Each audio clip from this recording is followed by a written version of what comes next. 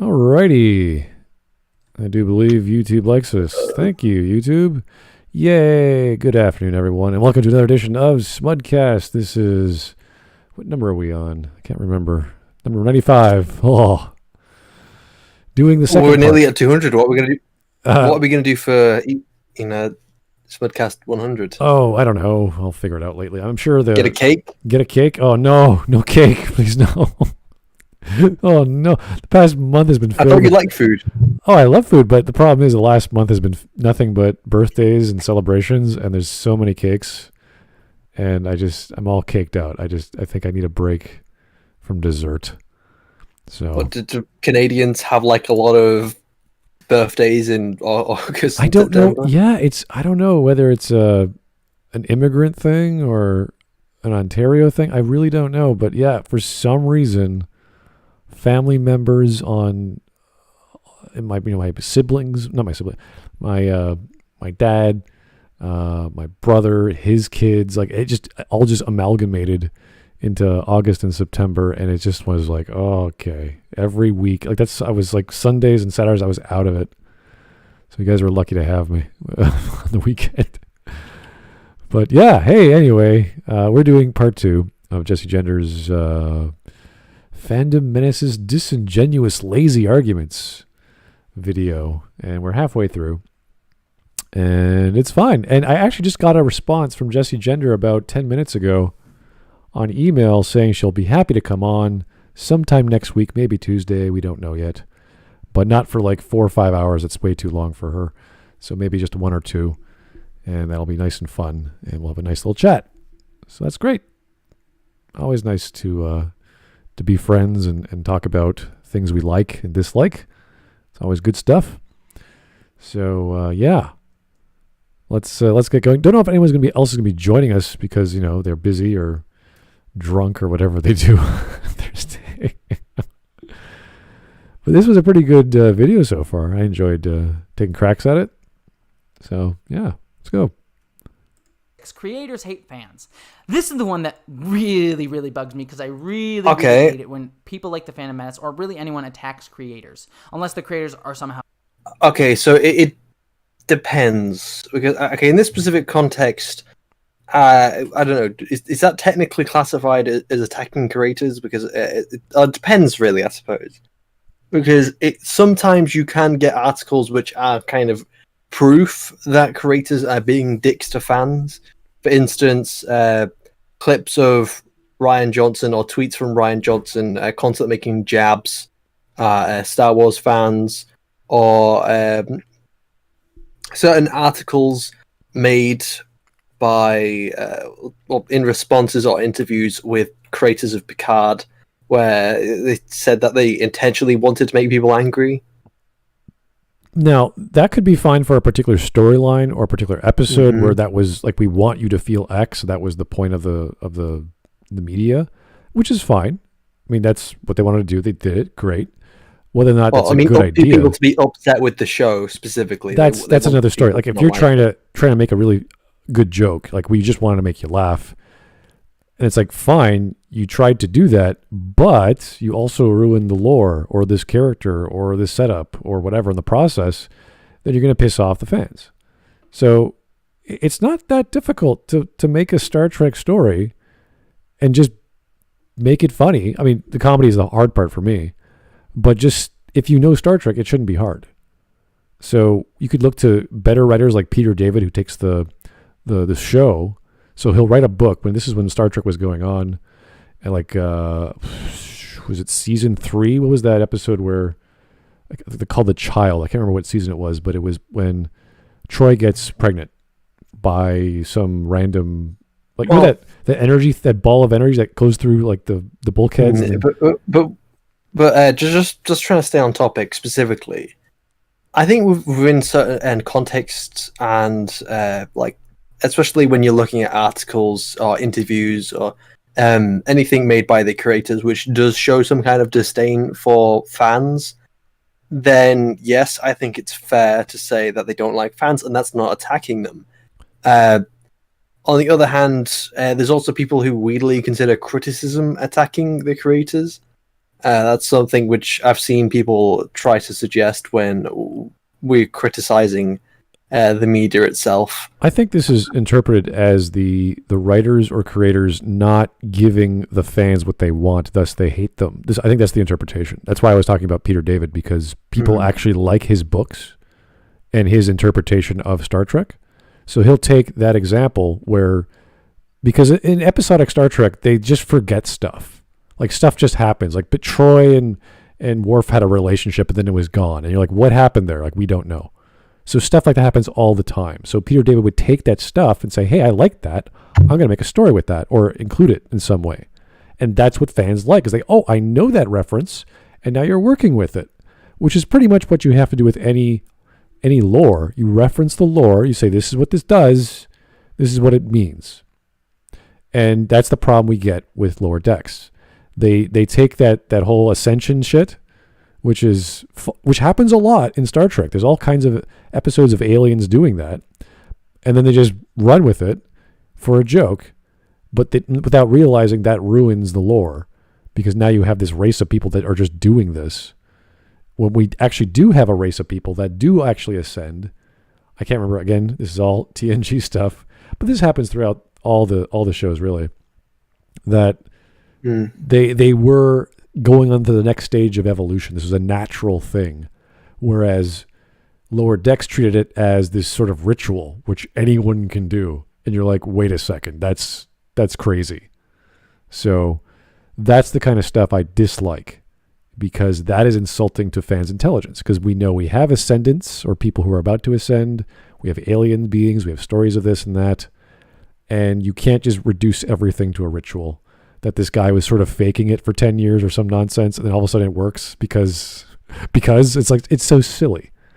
So, and if that's the joke, that's a really dumb joke. So anyway, that's how I interpreted the creators don't like the fans. I think that, yeah, so if there is no evidence to say that they don't like the fans, then I would say that's not an argument you should be making, because obviously you need evidence to come to a conclusion. But I think there is enough examples of writers of this, that, and the other to say that there is at least something against fans. I think in Ryan Johnson's case, there is an overwhelming amount of evidence. When it comes to Alex Kurtzman, I don't remember anything specific from Alex Kurtzman, but people who did write on Star Trek, for instance, there are a fair few instances. Yeah, I'm not trying to like fish around for a smoking gun that says like this person who's a writer or creator said this. Like, I don't think that's really relevant. I look at the actual work. And we're here to criticize the media itself. And whether or not, well, I can interpret from that they don't know what they're doing, or they're personally attacking a fan because they took a character and just ruined them. Like, imagine, and plus within a franchise. So let's take Harlan Ellison. He could write a short story about nothing, has nothing in relation to anything, and it's a bad story. And you're like, what the hell? You're my favorite writer. Why do you suck so much? And that's not insulting to me. He just did this crazy story I didn't like. Whereas you take Neil Gaiman, who he does a Sandman comic, which, kills off this character and kills off that character, and this person's now gay and this person's raping someone. It's like, whoa, what the hell? And it might be well written because he knows how to do it, but you're still insulting the fan base because you just ruined this entire storyline with this other character and this other character and this plot line that from the previous. So there's stuff that writers do, which is bad. Which to me is interpreted as insulting the fans because the writer didn't care. And this is the same thing of going to a store or a brand, or buying a brand you like, let's say Asus or Radeon or whatever, NVIDIA, whatever, computer product, and they come up with a crappy product. You're like, this is garbage. I thought you guys were good. It's the same argument for quality. They dislike their fan base. They dislike their consumers because they release a bad product. That's how I would interpret it. I don't think there's any creator out there, unless they deliberately, as you say, like Ryan Johnson says, your Snoke theory sucks or this or that. Well, even to the point where Ryan Johnson has picked out specific fans to then attack on set, attack on set in terms of talk shit with the rest of the production staff about this specific person, taking the piss out of him, or almost bullying behind behind their back. See, that's cruel. That's silly. Like, that's just unprofessional, really. But let's see what Jessie has to say about what she means, because I'm kind of curious where she got this information. It's very strange to try and attack paying customers. Yeah, very, very weird. Strange. Yeah. Horrible human. I don't think the current crop of Star Trek writers are. Or even shows like Star Wars with Kathleen Kennedy and J.J. Abrams and Rian Johnson. These are creators that are working hard to try and create something that people will love. Now, they may succeed or not, and it's totally fine for us to critique that and say they didn't succeed in bringing us joy or saying something worthwhile with their art. But to attack them as artists for failing to make something that you like really, really so now you've got to define something else, because now you're specifically defining attacking as artists. Do you mean criticism? Because there's a difference between attacking someone personally and attacking someone as an artist. I don't know. It sounds like she's talking about criticism to me. I would still put this in the same category I argued before. They do a bad product. The fans aren't happy. The fans get angry, and they say things like, "This person didn't know what they were doing. This person doesn't know us. They hate us." Like that sort of attitude, like reaction rather. Again, Rian Johnson, someone who for a long time kept attacking fans on Twitter, even on set, even before the failure of Last Jedi.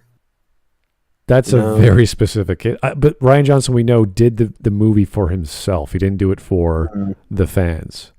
And we know that because we heard the quote from his discussion with Mark Hamill. So that was really eye-opening for me. I was like, wow, really? And I'm all for creators or writers doing things because they have the vision. But you have with that vision this little idea that someone else is going to watch this.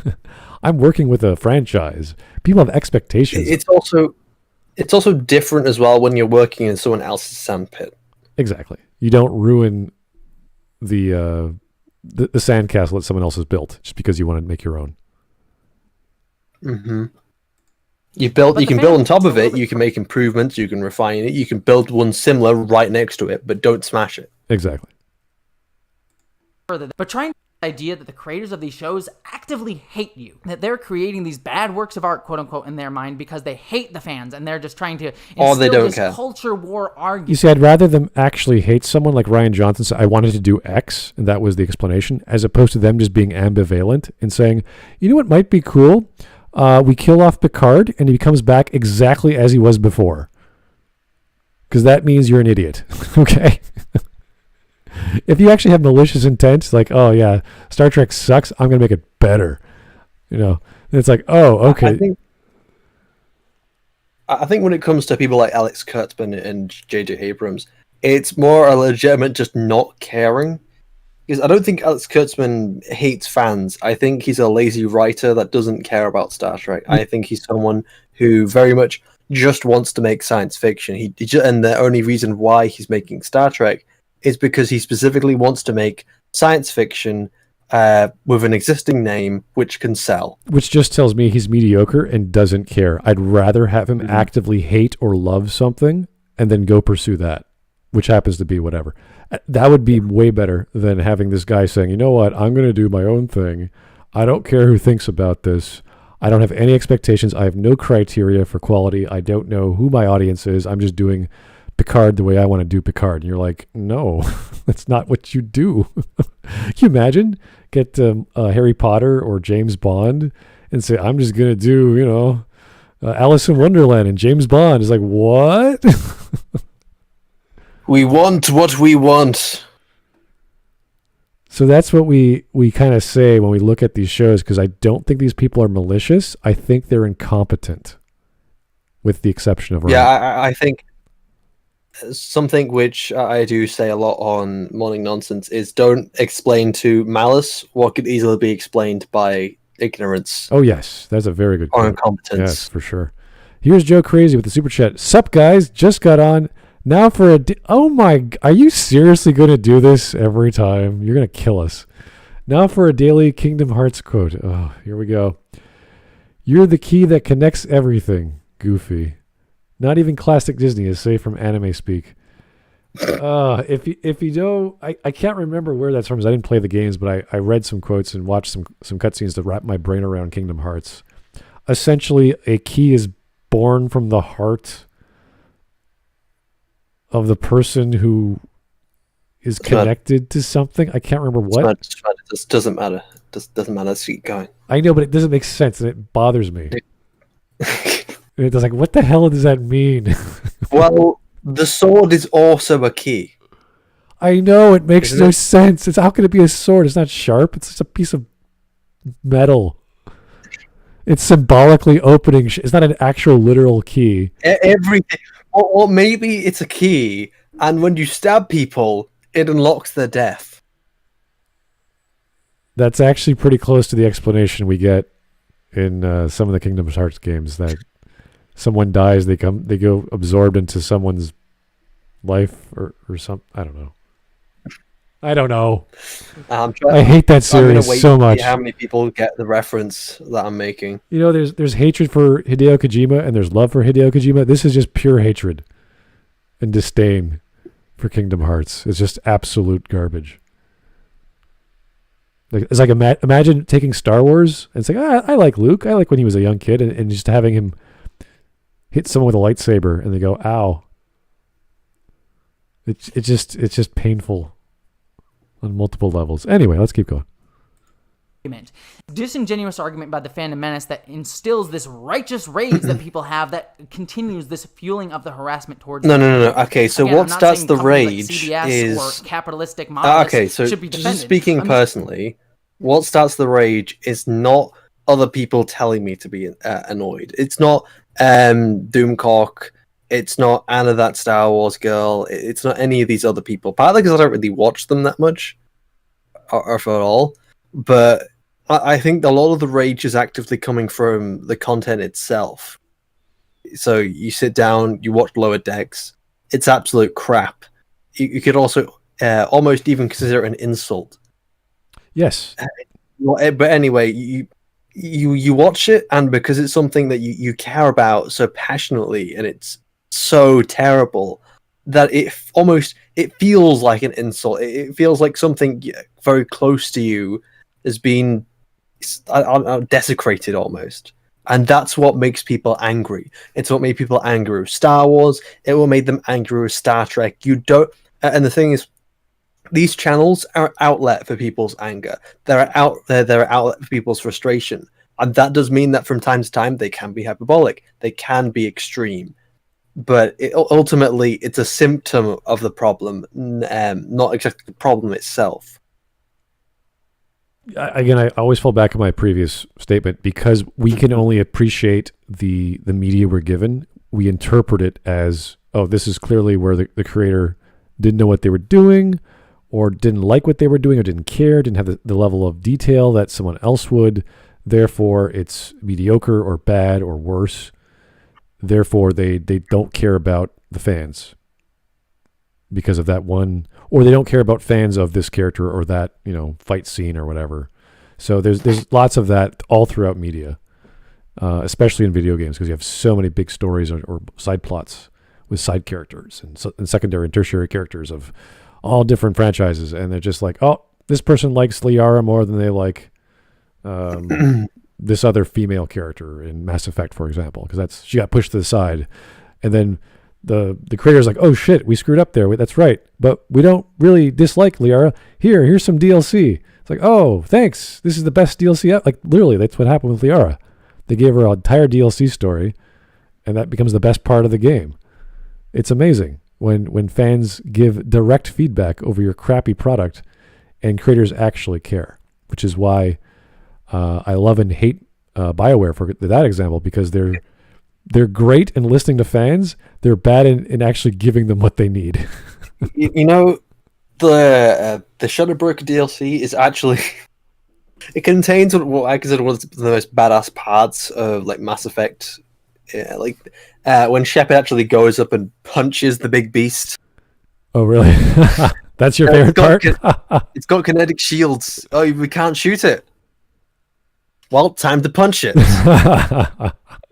And I love it.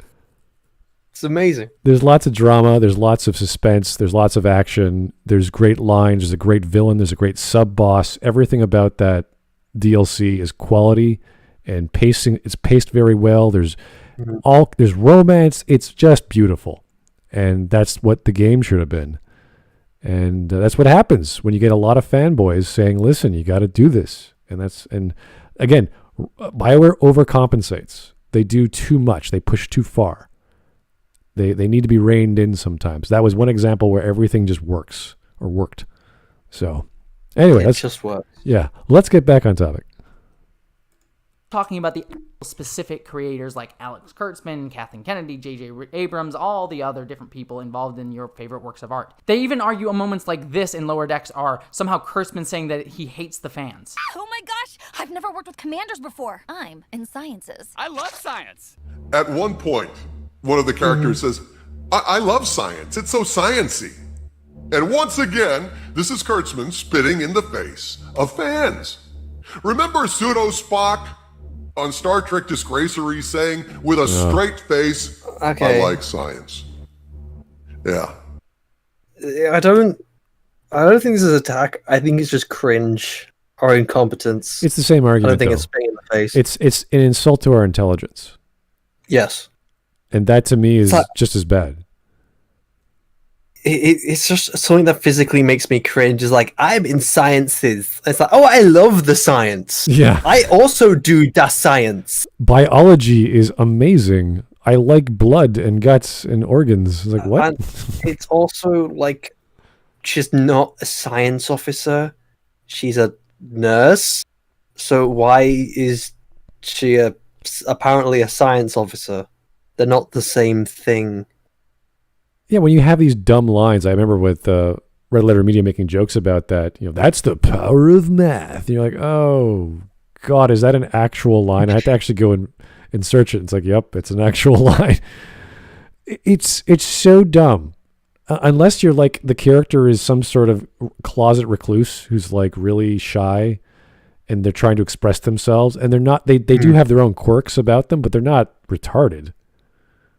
Like I've never heard, maybe a grade schooler might say something like that. I like science. I like chemistry. You never hear an adult who's gone through an academy and doing crazy things start saying stupid shit like, I like this textbook. It has stuff. The problem is, like, it just really doesn't work within the world of Star Trek. It doesn't. Yeah, when you have a hyper technologically advanced society, you start talking about science in the generic, and you're like, And I still don't get why two ensigns in command have to fix a replicator, despite the fact they're not engineers. Yeah. I don't know what Beimler is doing in general. Maybe it's just because lower decks are just assigned things. The symbolism of the hot banana is very deep. The themes are that you should always eat potassium. Oh my God. What?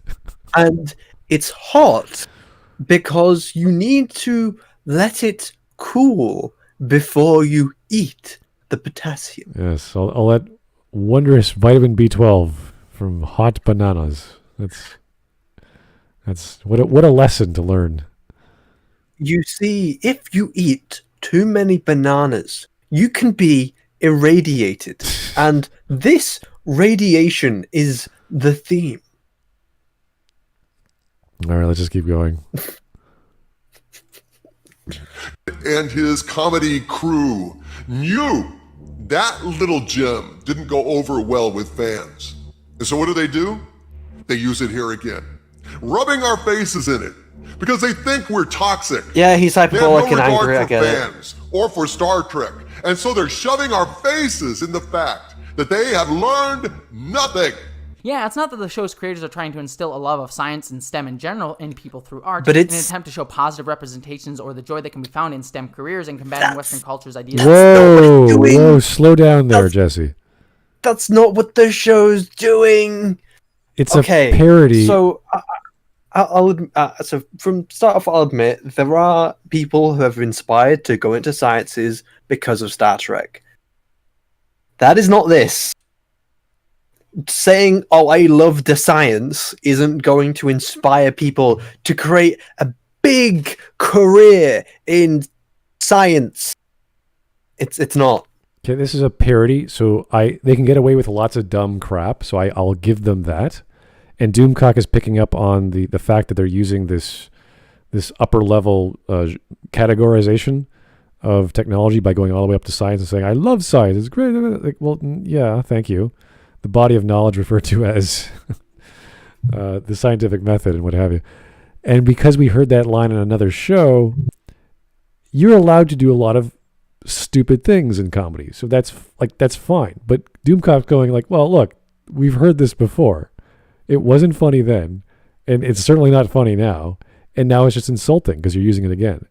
Whereas Jesse's like, well, what's wrong with a comedy show talking about STEM research and having people talk about the glories of the future of peace? And it's like, well, or specifically saying it's inspiring. What's wrong with a show inspiring people to go into science fields? It's like, what? This is are you inspired to go study chemistry after watching Rick and Morty? Or the real Ghostbusters? But people have been inspired from Star Trek, and do you know what? Discovery and Picard and Lower Decks are not doing? Inspiring people because they don't have any focus on science. We could talk about all. Yeah, we could talk about any theme, any element, any topic in a story, like violence. Well, I'm inspired to go chop some vampires' heads off, or it's like, what? No, I'm not. This is the same argument back in the early 2000s about video game violence, and it didn't work then. It's not going to work now. And Doomcock's being very specific about that word, that specific term, and Jesse's saying, well, no, this is a good thing. It's like, is it funny, first off? It's stupid. The closest I can think to any kind of science which the show even tries to approach is that bug in the latest episode where there's a parasite, and it's like, oh, I'm going to study this. Sure. And that's it. Sure. So again, this is all for laughs, so I can give it lots and lots of leeway. And Jesse's taking it seriously. It's like, whoa, we're either talking about a comedy show or we're not. Which one is it? Because if it's not a comedy show, you're watching the wrong show. Anyway. Yeah. That typically people, especially women, to respect scientists. No, this is actually just Kurtzman actively trying to alienate the fan base of Star Trek. Also, how does it him employed? Because that's how does it actively inspire more women? How does it inspire specifically women? I understand people in general, but specifically women. Maybe ditzy women who want to be nurses. I don't know. Well, no, because she's specifically saying science, not medicine. Well, you still have to be. I don't know.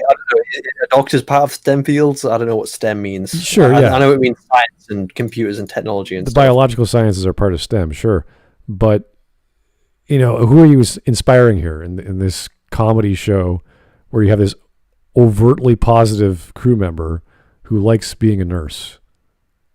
Are you inspiring little girls to be ditzy and to go into medicine? I don't think so.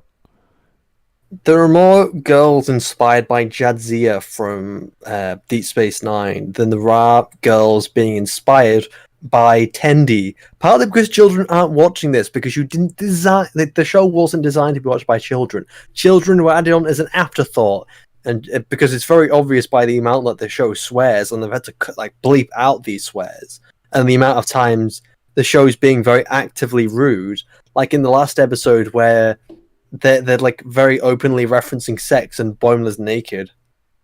That's not a kids show. Well, I'm glad I didn't watch that. Yeah, you should be thankful. I don't know if I'm going to be doing. I don't know if we're going to be doing any more of the Lower Decks.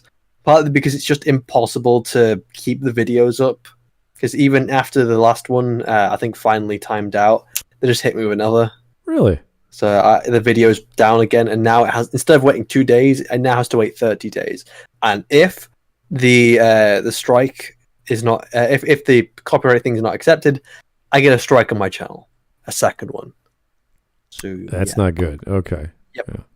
So that's why I'm kind of giving up on it. Yeah, no, it's not. Honestly, this is a bad show. It's not that funny, and it destroys the lore that came before. So if you just don't think, if you turn your brain off and go, ha ha, it's like Rick and Morty, ha ha, great, you're going to enjoy yourself. But actual fans of Star Trek go, oh, this is not, something's wrong here. Anyway, let's go. Smart move. Just making TV shows for people to hate on, just pumping out a show so he can laugh at you and alienate his audience and like some sort of David Lynchian nightmare. No, It's a comedy. It's supposed to make you laugh. I don't think it's a David Lynch nightmare movie, so no. Even though there are some rather gross scenes in this, so it's actually closer to a David Lynch nightmare than you might think. I'll more accurately describe it as ignorance rather than hostility. Because even then, again, I think Alex Kurtzman's just ignorant and lazy. Just keep going. I'm going to keep going with ignorant, yeah. Incompetent. But also lazy as well is one that I would very strongly imply. Like, I get that the Phantom Menace lives off hate watching, but most creators tend to try to create... We live off the hatred of watching... No, we don't. Hate watching? Criticism is called hatred, guys. I hate watching? We watch a show, we go, ugh, and then we talk about it. Oh, it depends on like who we're including in Fandom Menace, because I'm very confused on what is and isn't Fandom Menace. Some people have accused me of Fandom Menace. That's not a label I would apply to myself. I don't know if anyone's called you it. Though I don't know. Technically, it's just you count. I hope some people call Maul a Fandom Menace. I don't think he calls himself Fandom Menace, but apparently he is. There's all these things. It's hard to define who is and who isn't. I think we gave up on Star Trek a decade ago, so we don't really care. So when we watch these shows, let's say, okay, what's there? It's like, okay, it's a comedy, fine. I'm not having very high expectations. And then you actually see what they try to do with the Star Trek lore, and you go, oh, this is not for me at all. And criticism, I wouldn't say criticism is hate clicks. You know, it's fun to watch people criticize something you don't dislike. It's very therapeutic. Yeah. But I think that's perfectly valid content to criticize things rather than just going on about things which you love. Even if you're angry about it, I don't care if there's an angry person taking apart Star Trek, whatever, so long as their statements are accurate. That's great. I'm sorry, Glib, why are you wearing an anonymous mask? Anomalous. What is that? Anonymous. Oh, really? I thought that was a V for Vendetta thing. No, it's from Mr. Robot. It's a reference to that. It's actually from the review that I'm working on. Cool. I've only seen a few episodes of that. I actually like the show. It was technically, I would say, 98% accurate. I really liked the idea of hacking. They got it very, very, very accurate. So, yeah. Yes. Yeah, they did a... It's a really technically accurate series. The issue is that there are some elements that are taken from other stories that are homages and that are references to what happened in those stories that are used as plot devices. So when you do that, you have to sort of make it your own. And there's a couple moments where you can see something coming a mile away and its impact is diminished. Or something might be drawn out for a long time because it's the director's style, but you might want to move on and like keep the plot going. But you have to fall into line. Now, if you can enjoy this thing with its flaws, then you'll get a lot out of it. I keep getting more out of it, and that's what makes me want to keep coming back to it, to have a definitive take, because it has a certain circuitous, circular storytelling aspect to it. And it's the best usage of retcons in a story. But because it builds its own canon, the retcons are like part of the storytelling instead of being gimmicks that are just there to change it to whatever the current writer wants. It's pretty good. You see, that sounds like a creator who doesn't insult their audience. Yeah,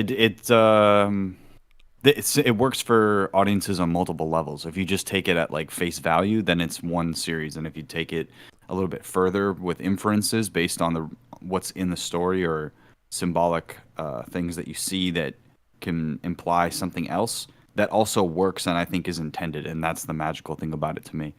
But yeah, no, it's not a V for Vendetta mask. I also have a V for Vendetta mask. It's a little different. This one, they wanted to make it so that they were referencing Anonymous and the idea of Anonymous for the sake of the plot, but they wanted it to be something that they could actually use on screen without having to pay royalties. So they invented their own version of it. And the mask is actually from a horror movie in the TV series called The Careful Massacre of the Bourgeoisie from the 80s.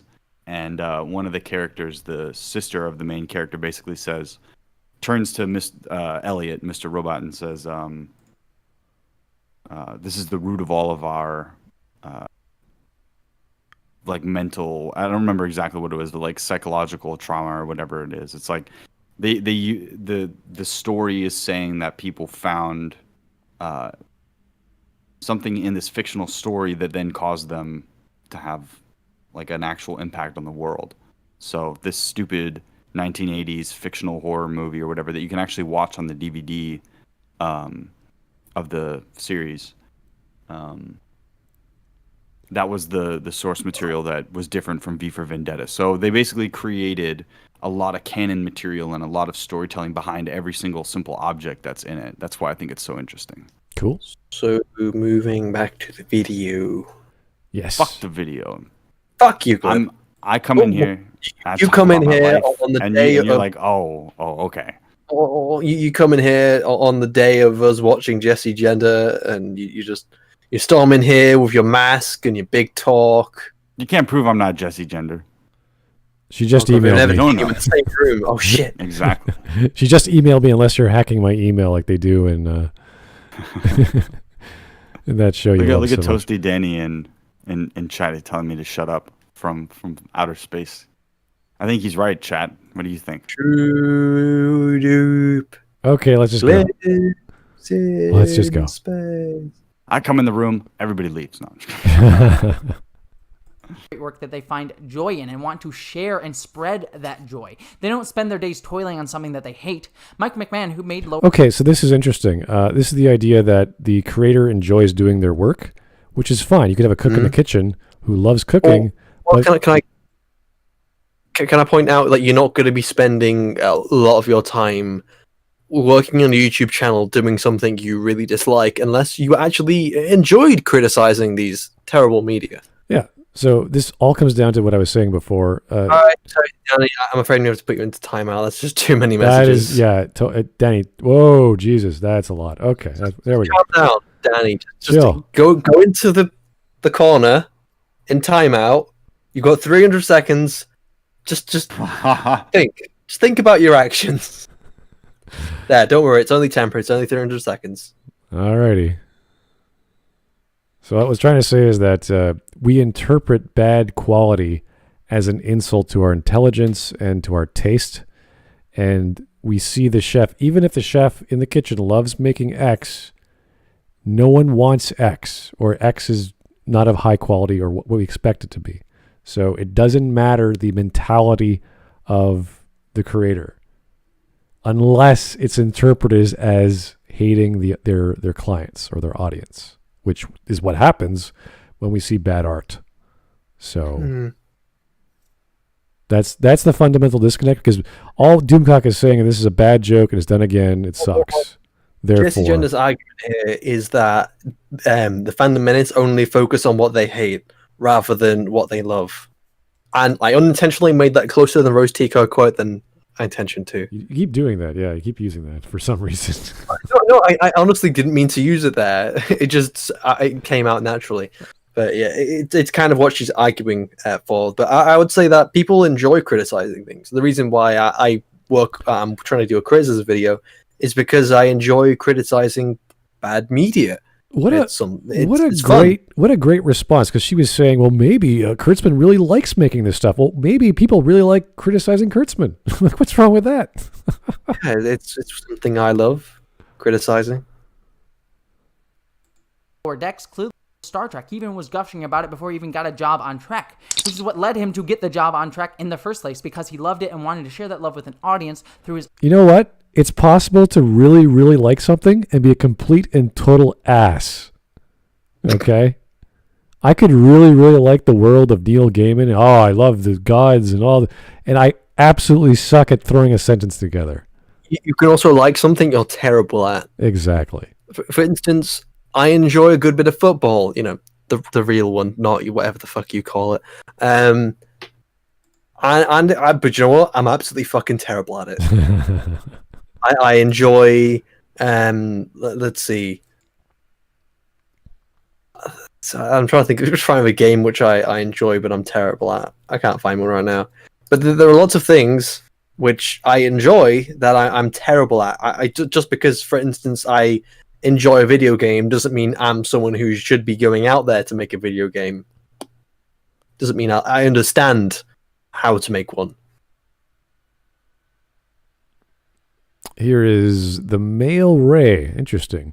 You know who also wrote a book? Mundane Matt. Oh, God. You know who also wrote a book? She's like every other YouTuber who thinks they're cool.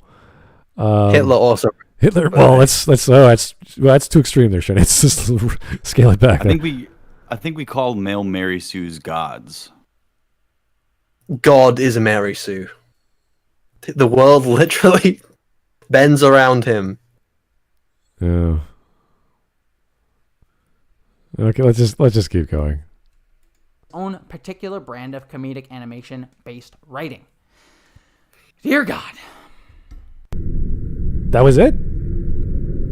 The audio quality after this point changed because my mic broke. I'm getting a new one, but it didn't arrive until before this video.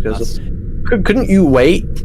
Now, I'm sure many of you out there are Whoa. watching this video and are getting upset right now. Saying, okay, well, Jesse, couldn't... I'm sorry, but couldn't you wait? I'm not sure why you just couldn't. Yeah. Anyway. Because it's if it's only coming in a couple of days. If something happened to my equipment, I would wait. I don't maybe on my own in that respect. Well, it's the same with my case. I gotta wait until October to see what's happening with the world of computers before I buy something. Because there's so many things happening. I'm like, oh my God. I was about to buy a computer last week. I was like, I'm glad I waited. So thanks, Glib, for that little bit of information. I was not paying attention to the word on the street. Yeah. But wow, what crazy news is happening with motherboards and GPUs and all sorts of stuff. So, anyway, yeah, I would wait, and I am waiting to make baked videos because my computer currently can't handle it. And yeah, Jesse should have chilled out and waited for a few days. Anyway, let's go. All of that, you SJW, you're so biased you can't see the actual issues of the show. And of course, the FandomMenace uses the same basic arguments over and over and over again. Okay, what are the issues of the show? Did she list them yet? No. All right. Well, at least she's acknowledging there are. Let's just go over this for a second. So she says that the FandomMenace say that you're too SJW to see the flaws in the show. Well, it can kind of depend, because I think a lot of people can see the flaws, they just don't accept them as flaws, or they don't. They value the quality in the politics that it pushes, rather than the actual quality of the show. And sometimes it could be bias. It can be, I enjoy the show because of X reason, and that means that because you enjoy something, it means you want to see it as good, rather than actually being able to listen to people criticize it. So it depends on the context. Yeah, pretty much. For every single show, because of the same dang problems that appear with every single show. So let me put my money where my mouth is, because I think you can disingenuously apply these same arguments to literally any show. Literally any show. So let's, I don't know, let's pick one at random. Let's just say maybe a show that the FandomMenace likes, like The Orville. Mary Sue. Hell, if we want to get really technical and talk about the idea of Mary Sue's being an author insert character, I mean, Southpaw, the creator of The Orville. Okay, so today the modern usage of Mary Sue is something very different to the original usage of Mary Sue. I don't agree with that. I would no, because it has changed. Because originally it meant author insert. I don't think Ray is an author insert, for instance. I do. I think Kathleen is Ray's author insert. But Kathleen Kennedy didn't write. How do you know that she didn't invent Ray? Probably because it was using scripts based off of George Lucas's work, which already had Ray as a character. It was if you actually the script that called A New Hope, that one. No, okay, so the original scripts from George Lucas, which were then bought by Disney, some of it did leak into to the actual film, and one of them was the idea of Rey and Luke Skywalker. So Rey, the character, and Luke Skywalker going into exile. Those were the two ideas which were taken from George's original work, as well as because it's in the Bob Iger journal. The what? At least I believe it's in Bob Iger journal. It says, "Oh, we bought some scripts from George Lucas." And so the idea of Ray came from George Lucas? Yes. Though it depends, because I don't think Ray would have been written the same way as George Lucas, but the idea of the female character, I don't know if it's called Ray or anything like that. At least that's from what I know. But hey. Ray fits all of the marks of old Mary Sue, and an author insert character doesn't have to be a Mary Sue, because George Lucas's author insert into Star Wars was Luke. That was the joke. That was what Mark Hamill said.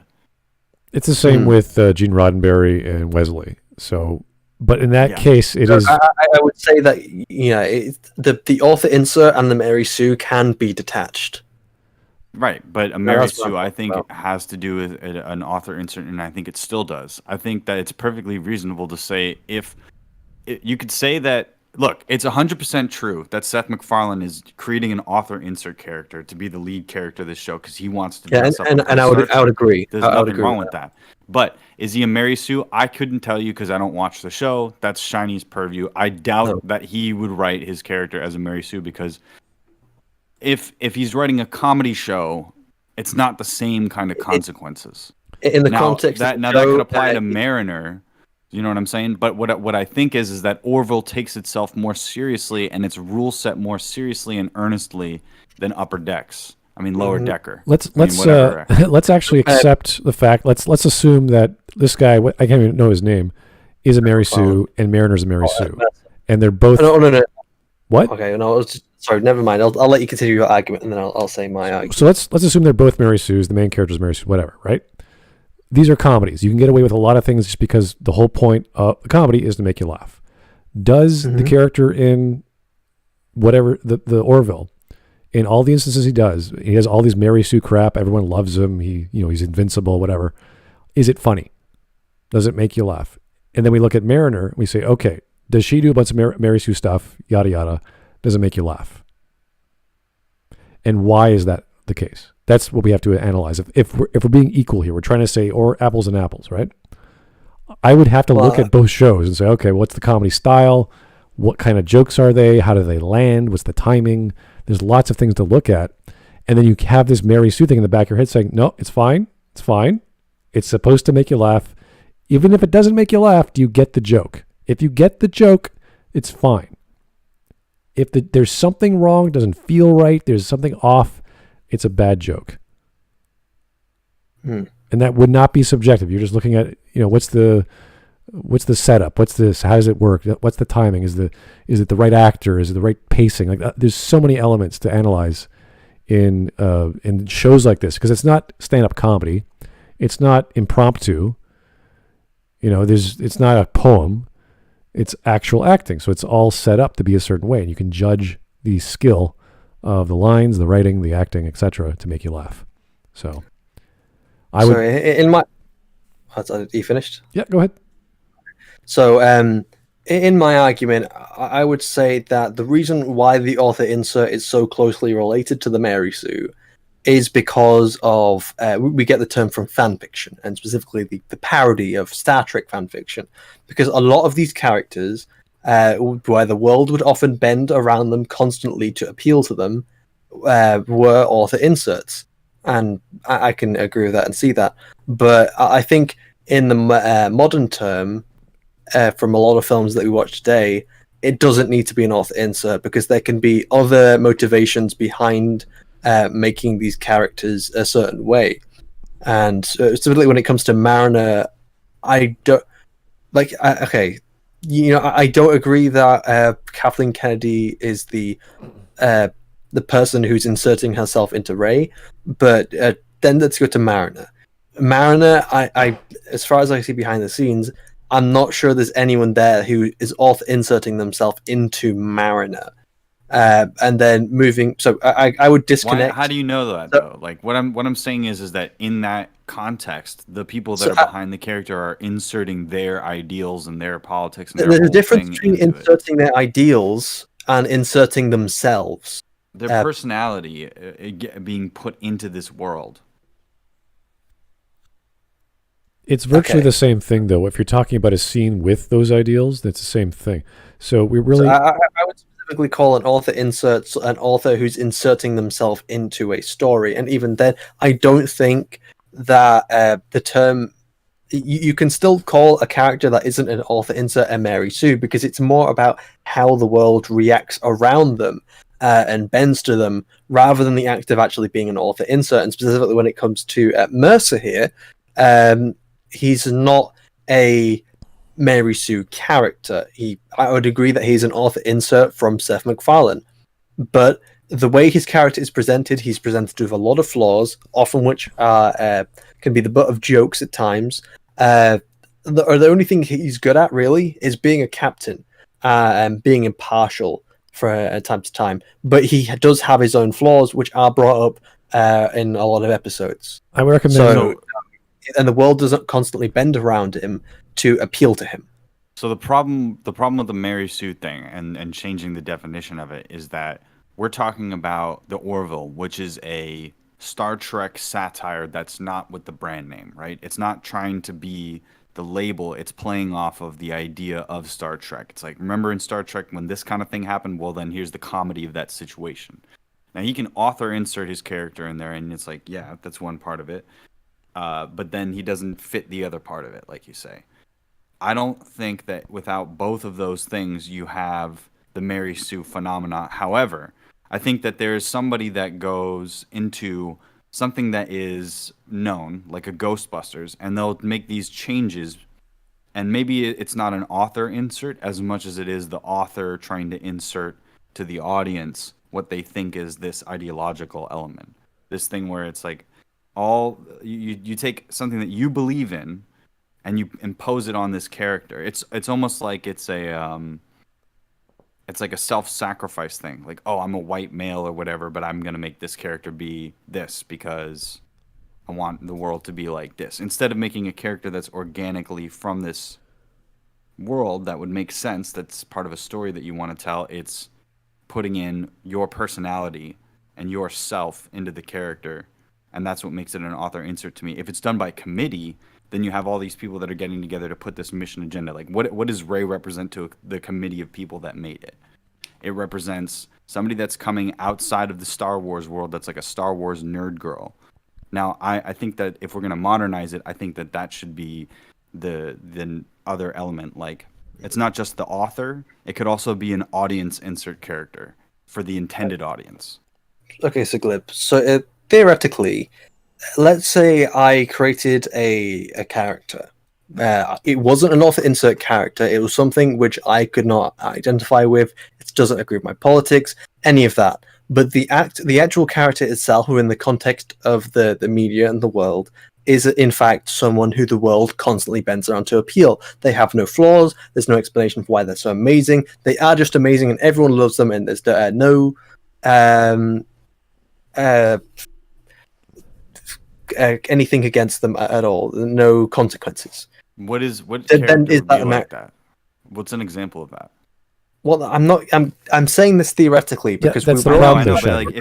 already starting off that the assumption that because the problem is if I pull up Mariner, we don't know anyone behind the scenes to know for a fact if it is an author insert. we don't know what was happening. So and the reason why I'm bringing this theoretical is because theoretically, if I was to create a book and it wasn't an author insert and it still had all these traits, would it still be a Mary Sue? Well, that's the thing, though. You're intentionally doing bad writing. So you would have to intentionally say to yourself, I want to create a character who does this and then has a resolution, or else you wouldn't do it. Theoretically, I'm doing it unintentionally.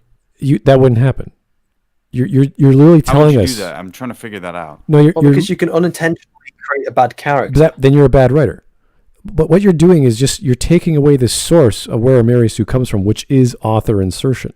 So as soon as you do that, then you're saying, well, what if you accidentally, perchance, created one? It's like, okay, then what? What's the argument? Because we know how we get there. Would that still be a Mary Sue? I think the reason why. So there's often a motivation, and I would say that the motivation behind making so motivation is a loose term for lack of a better term.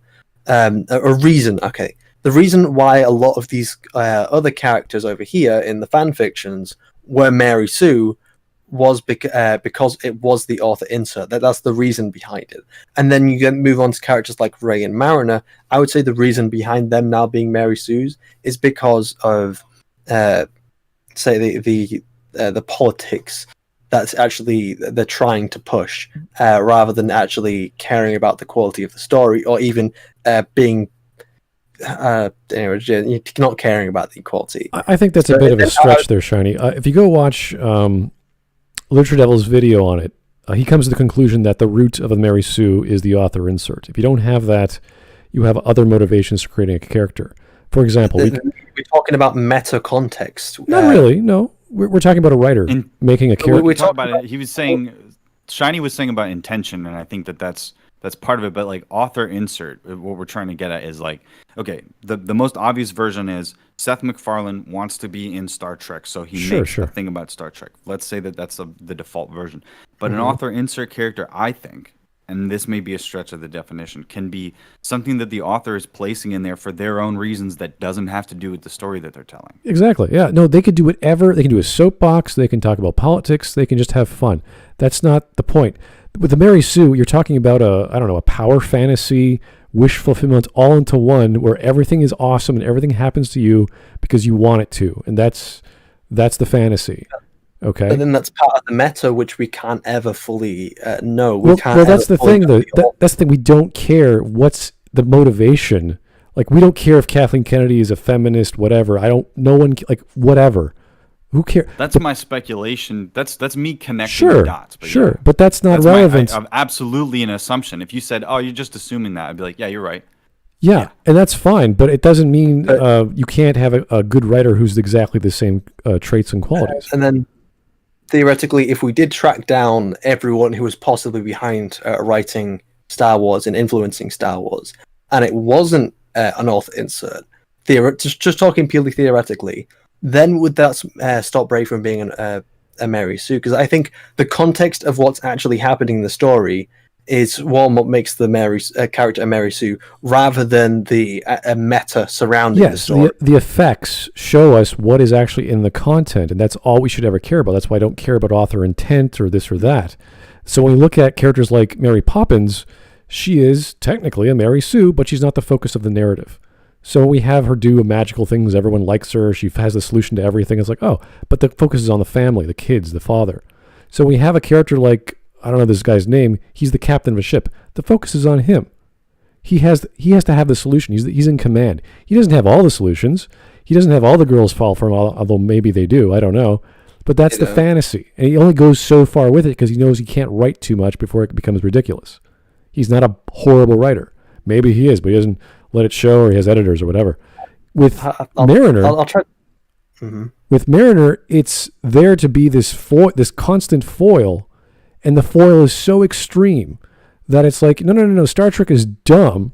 You're an idiot for following all the rules. I'm going to teach you to have fun and have a good time, and in the process, I'm going to make a deal with the Ferengi, and we're going to have a good time with the Klingon, and we're going to putz around with alien. It's all just there to have a goofy, silly, slapstick time. And that's the Mariner character, and that pretty much is what the author intended, or else they wouldn't have done it. So, yeah, we could say the reasons behind a character is this and that, and we know why a Mary Sue exists, but the effects are still the same, and we have to understand the context of what Mariner is and what this captain fellow is. But just to move on, because I think we've talked about this a bit much, I'll just end my argument with, I think it's the context of the character, which again I describe the author intent or the author insert as being surrounding the meta, rather than the context of the media itself. I think that's the important part of defining a Mary Sue, rather than the meta surrounding it. I agree. I'll just leave it at that. Okay. Great discussion. A noted Star Trek fan literally made himself captain of the ship. It's literally like he tricked Fox into letting him make his own fan film just so he could sit in the captain's chair. But if you want to talk about Mary Sue's being applied to women, look at Kelly, the second in command of the Orville. She knows everything, she barely has any flaws, especially in the first season. Not to mention we also have security officer alcohol. incredibly strong that it defies lies. I mean, yeah. We're talking about a character who's an alcoholic, also has flaws, was actively someone who cheated on her husband, and is often she's a good officer and she's very competent, but again, there's flaws to the character, and she's often there to compliment Mercer, so when Mercer's in the wrong, she's the one that sets him straight, and it's something which it's trying to put attention on his flaws, to say why they're flaws and to help him work around them. Again, not a Mary Sue. And if it's talking about the alien, I'm trying to remember what the alien's called now specifically. God damn it, it's annoying to me. I haven't watched The Orville in so long. Okay, so what she's talking about here is specifically a species of alien which are very super strong because they basically grow up on this giant planet that has a very strong gravitational pull. And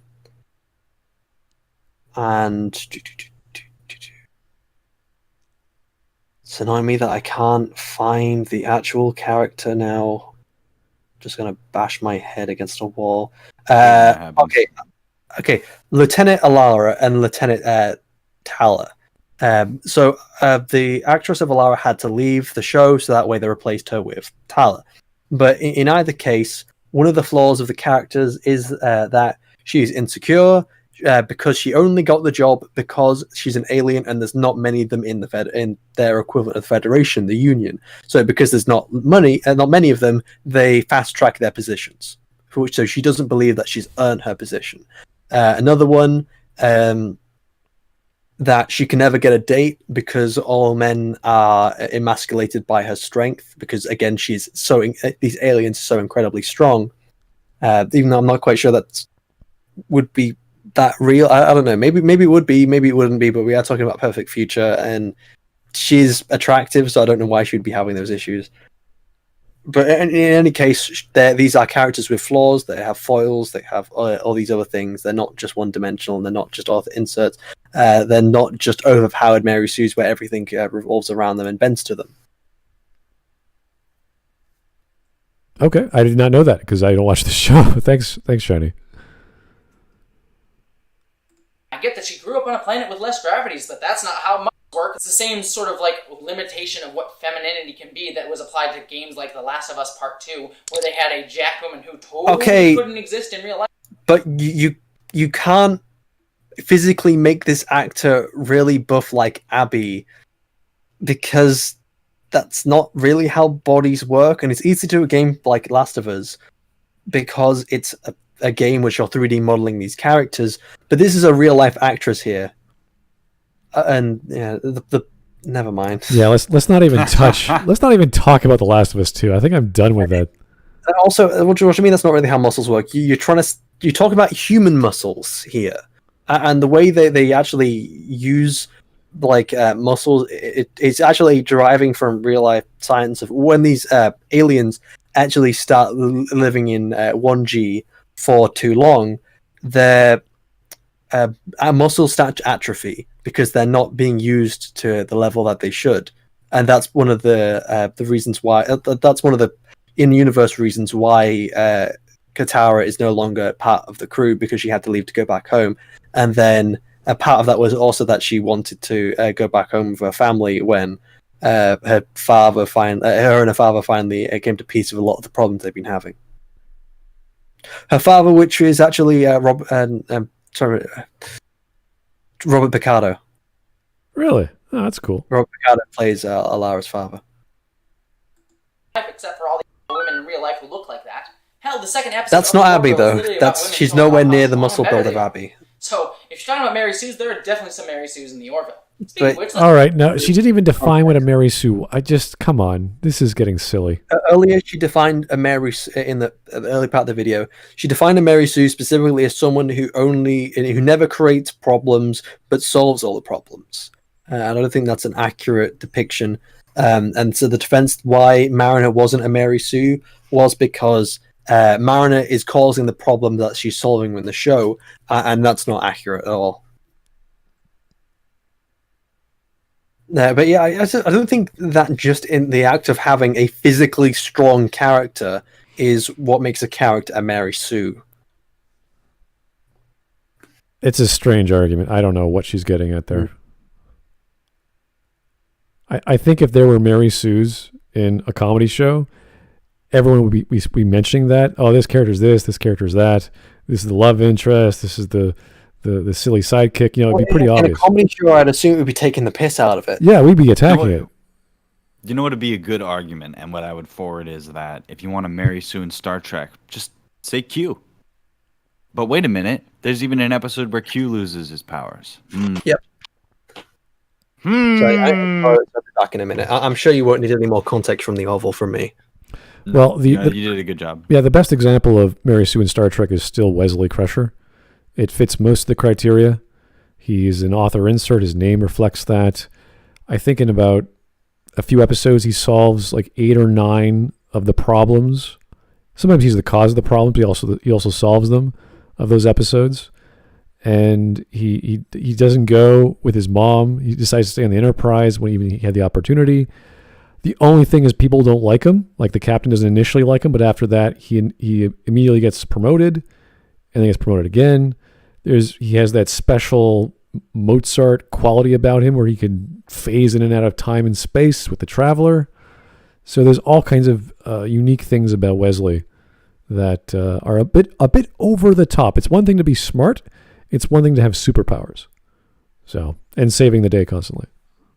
Yeah, it's the real thing that everybody hates, I think, and Shiny would probably agree if you were here, and I think everybody would, is that a character that is designed by committee for the explicit intention of just always being right, and they're just so cool and they're insufferably smug about it. Who likes that? That's Homelander from The Boys. Although that's kind of the point of the show of The Boys, is to be this dark side of the superhero genre story. So that's kind of the point. You want to have a character who has these two sides to themselves, and they're super powerful and super smart and all this other stuff, but then there's this reality where they're just horrible people. So that I can grasp. That makes sense. It's like, we're going to tell a story about superheroes. Oh, superheroes are amazing and do XYZ, just like a Mary Sue. Sure, call them whatever you like. Does it work? Yes. This is the same argument we're making for a comedy show. Does the joke work with Mariner being whoever she is? Do the jokes work? Do they make you laugh? Yes or no? And why? What is funny about her? And if they don't, there's something holding you back. What is keeping you from laughing? Is it your intelligence? It can't be your intelligence. Unless it's slapstick and like stupid comedy where it's supposed to be a basement level comedy where it's like, okay, kick a guy in the ass, he falls down the stairs, ha ha ha. If that's all it is, then great. You don't need all these other elements of literary characterization or being super powerful or super capable. You don't need that. That's what is part of Mary Sue. She has all this stuff that's in the way of telling the story or telling the joke. The hell did I miss? Well, you haven't started the next topic, so here we go. Nothing. Well, let's go. All I'm seeing is hentai prize in the chat. What? Is that I don't know who said that. They should be banned. Is that a? Okay. Well, okay. Let me just go and block Glib then. Is that a joke on Mass Effect 2's Jacob? It's something like Glib said, whatever the hell the context of that is. USS Hentai Prize. We fight the tentacle monster this episode. That would have been good at the end of Mass Effect 3, but they took it out. Oh. Let's talk about belittling. Look at how Kelly makes Ed appear like a fool all the time on the Orville. I mean, Ed, in general, doesn't know how to run the ship and gets saved all the time from his incompetence by Kelly. Okay, the reason why Ed did get the ship in the beginning is because Kelly's father was an admiral, which I think is brought up earlier in the episode before the reveal, and then it's then revealed at the end of the first episode that because Kelly felt guilty because of basically, so Ed went into a bit of a rut after the divorce, which meant that he didn't get the promotions he needed. He was drunk to his job, but because Kelly could pull some strings with a friend of her father's, that meant that she managed to get Ed a ship. And then the only time which usually it's Ed that's Ed Mercer, Seth MacFarlane's character, who's he's often in the right, and that's only the few times that the first officer does kind of correct him if he's off. And one of them was, for example, he felt insecure because when he finally finds out that he didn't earn the ship, in fact, it was just given to him because of his ex-wife, then that causes insecurities with him because he doesn't believe that he's earned it.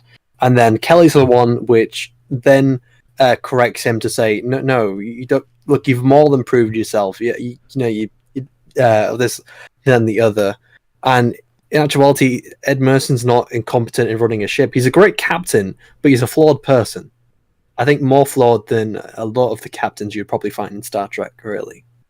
Let's also assume that the character is in fact a Mary Sue, and the definition that Jessie provided was not sufficient enough, and Mary Sues are not perfect. Like it's a nebulous series of subcategories and values, so we don't know on the scale how much of a Mary Sue this character could be. So we need more detail about this character. You can't just say, well, this character does this, therefore it's like, no, that's one aspect of their character. What else makes them a Mary Sue? And we go down the list. We go down the subcategory. It's a big process. This takes a while to figure out. So when we look at a character like Ray, we know the gamut. It's like she fits almost every single step. I think she's not musically inclined or whatever, but everything else is just, she's everything that she does, everything she says, everyone likes her, etc., etc. So it's on a range, it's on a scale, and we can measure it. So she was observed as Mary Sue at a speed of 30 miles an hour. Yeah, something like that. Better than men in every way. And also look at Bortus on the show. There's literally a whole episode about him needing to pee. Hey, we get it. Men need to pee standing up. What a clever, funny critique of modern manhood you there. The whole episode isn't okay. I also like to pee. The whole episode is about relationships, and there is she's a whole episode about Bortus peeing and the pee joke in the first episode. They are two separate episodes. One's in season 1, episode 1. The other one's in season 2, episode 1. So the pee joke is Seth MacFarlane says, the pee joke. So Seth MacFarlane says, you're a whole. So it's an all-male species. So there isn't much argument about who left the toilet seat up. Right. Classic joke. Joke from 1968.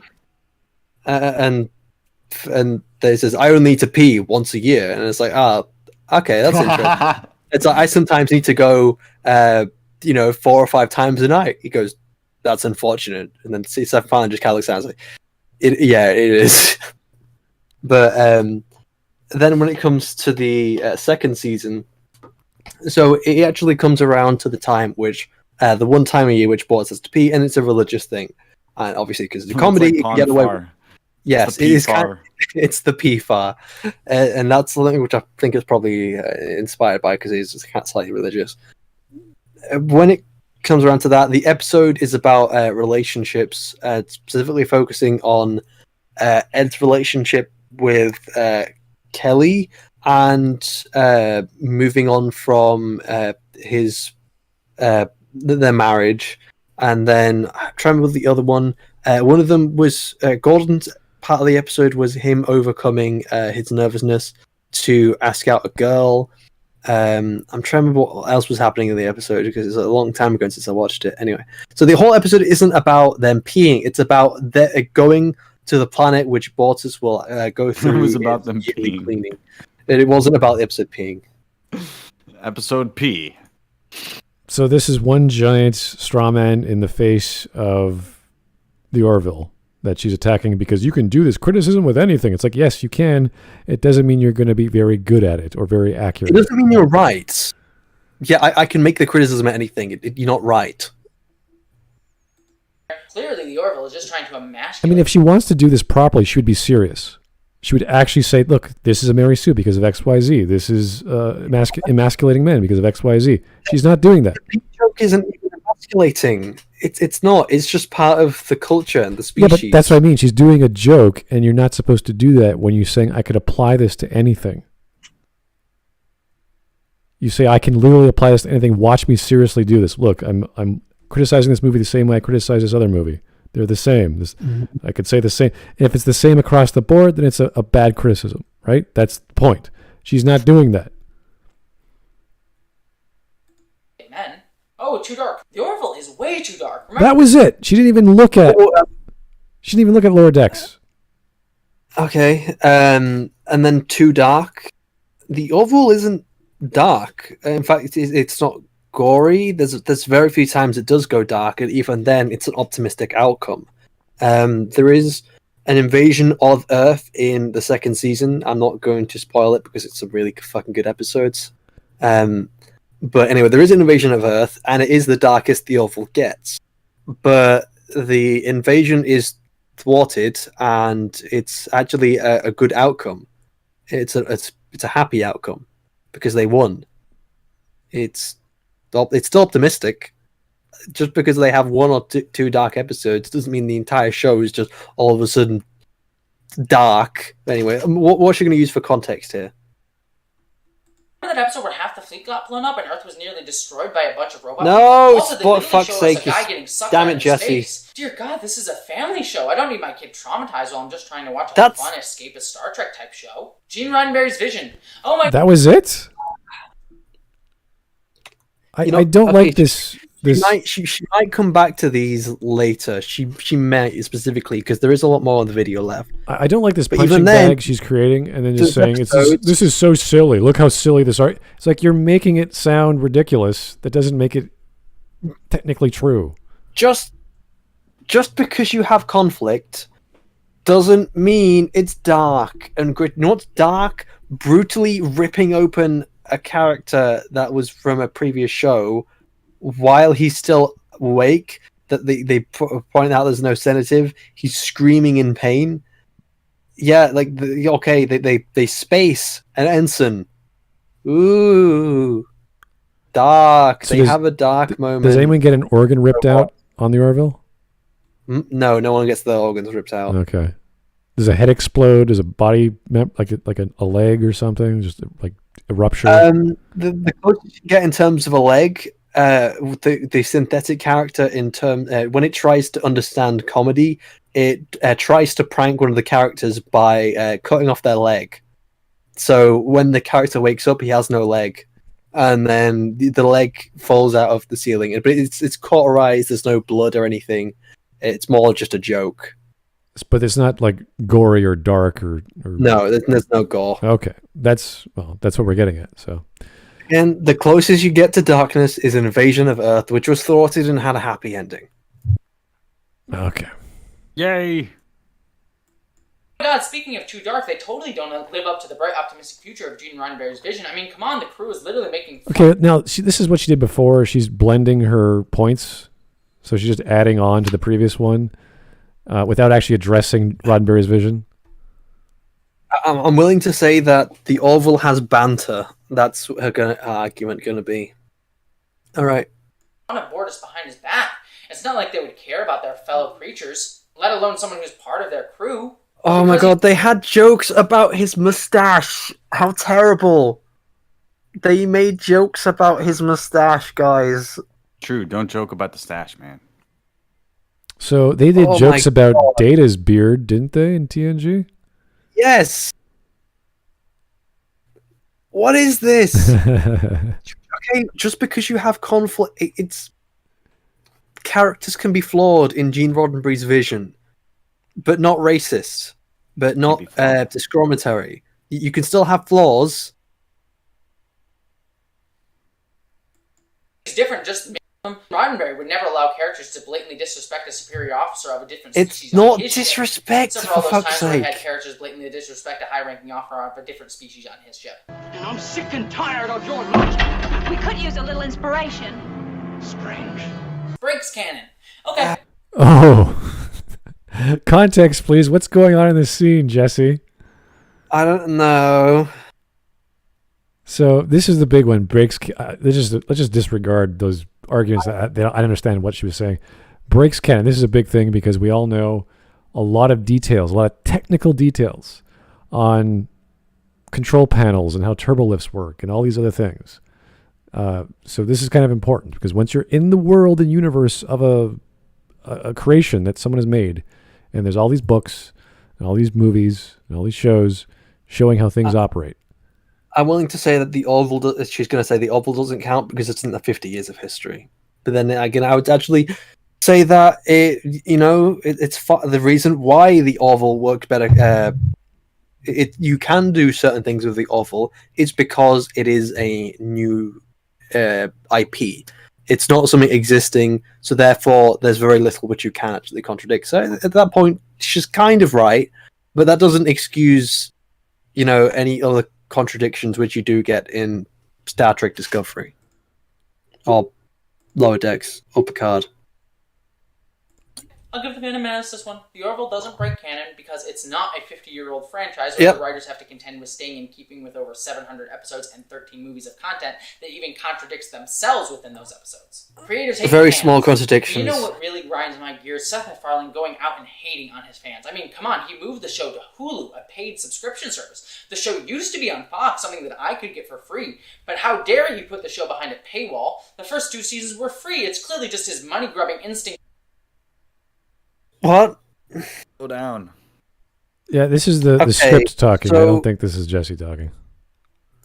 So, yeah, I know she's not actually... but she's making these arguments to say you can make these arguments with any show.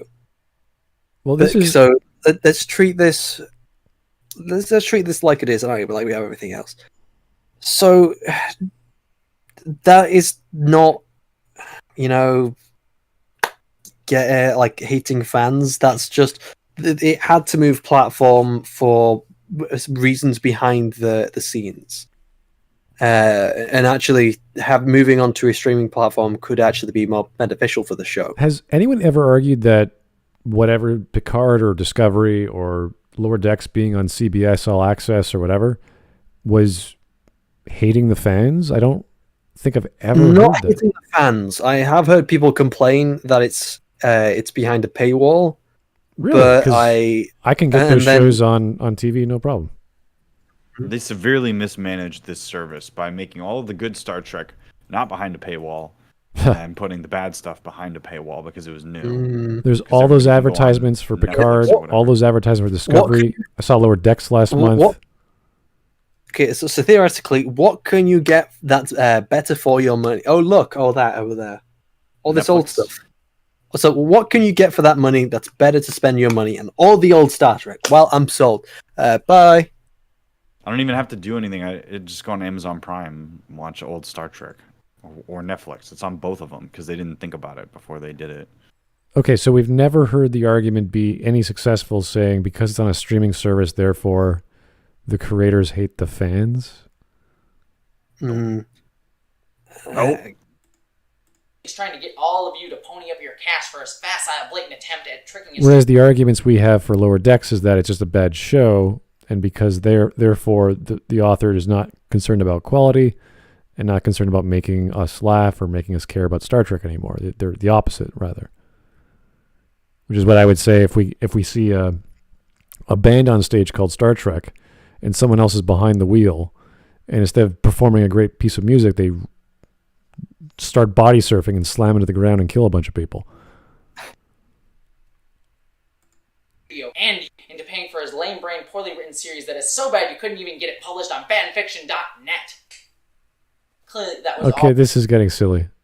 Yeah, she's going to say, that's just proof that you could say it about anything. It's like, no, because the people are actually here, the people you're actually talking about, Jesse, actually do have arguments. They do have arguments which they are making for these specific reasons, again, which we have gone over.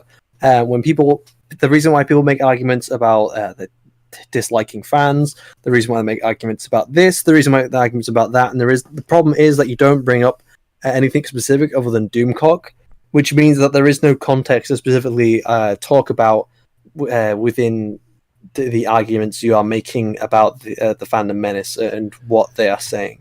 And we could always take the exact line from Doomcock, I would say reused line, but just the context of what that word meant as an insult to the fans from Discovery, and then reusing it without appreciating what that means or providing any intelligence behind the characters. I mean, it really looks like all the people in Lower Decks are a bunch of morons. Mm-hmm. They're all really dumb. You're like, how did they get into Starfleet if they have this attitude? It's one thing to be... That's a good question. Yeah, it's one thing to be very positive, like Tendi is very happy, and she's, there's lots of happy people in Star Trek. That's pretty common. And lots of space operas are in the future. Everything's great and everyone's very positive. Demolition Man's a good example. But it's another to have them be stupid. That's the thing with Star Trek characters. They are very friendly, very peaceful, and also very intelligent. That's why they're in Starfleet. They want to learn more. So I think they would, get along with people a bit better. They wouldn't be the angry sourpuss doing roll call. A character that I was doing, I actually like the Orville. The Orville is a very fun series. I enjoy it quite a bit. But you see how disingenuously I can apply these arguments to any show? Yes, when you're doing a farcical example of it, I can do a much better example of attacking the Orville with the exact same techniques you use, just not being an ass about it. And I might even have a few good arguments to make, but I won't because I don't care, and this is all a straw man anyway. I couldn't even do this for a Star Trek show that the Phantom Menace loves, The Next Generation. Here's Picard getting cucked. Excuse me, I'm sure the two of you have a lot to talk about. Yes, Captain. You may go. He hates Laxwana. He wants to leave. He can't wait to get out of her presence. How's he getting cucked here? He's being courteous. He's bowing. All right. Picard's getting cucked, guys. Here's TNG getting too dark. We seek peaceful coexistence. Oh my God. It's so violent and scary. Okay. This is a dark episode, by the way. But it is not against the philosophy of Gene Roddenberry, which is the whole, because she combined those two statements or points about the criticism. I'd also say this is a minority of episodes as well. Is this first season or second season? Yeah. I think it was first season. The overall of the show generally is, if you put all the dark episodes together, it's going to be a very small part of it. But if you do that to Picard, or if you do that to Discovery, it's a very large part of it. And again, as I've said before, it's how you include that darkness, not the fact it's dark. And let's also state that this is probably not the best episode. It's one of the weirdest and goriest and creepiest. Mm-hmm. But the fact that this parasite invaded, this military organization at that level was kind of like, that really happened? Really? The same argument we have with Star Trek Picard getting invaded by, what is her name? Commodore O, rising in the ranks for all these years, doing all these things, and now she's revealing herself, and she just leaves. So there's lots of stupid crap happening in these stories that just don't make sense. And this was one episode, I think. System.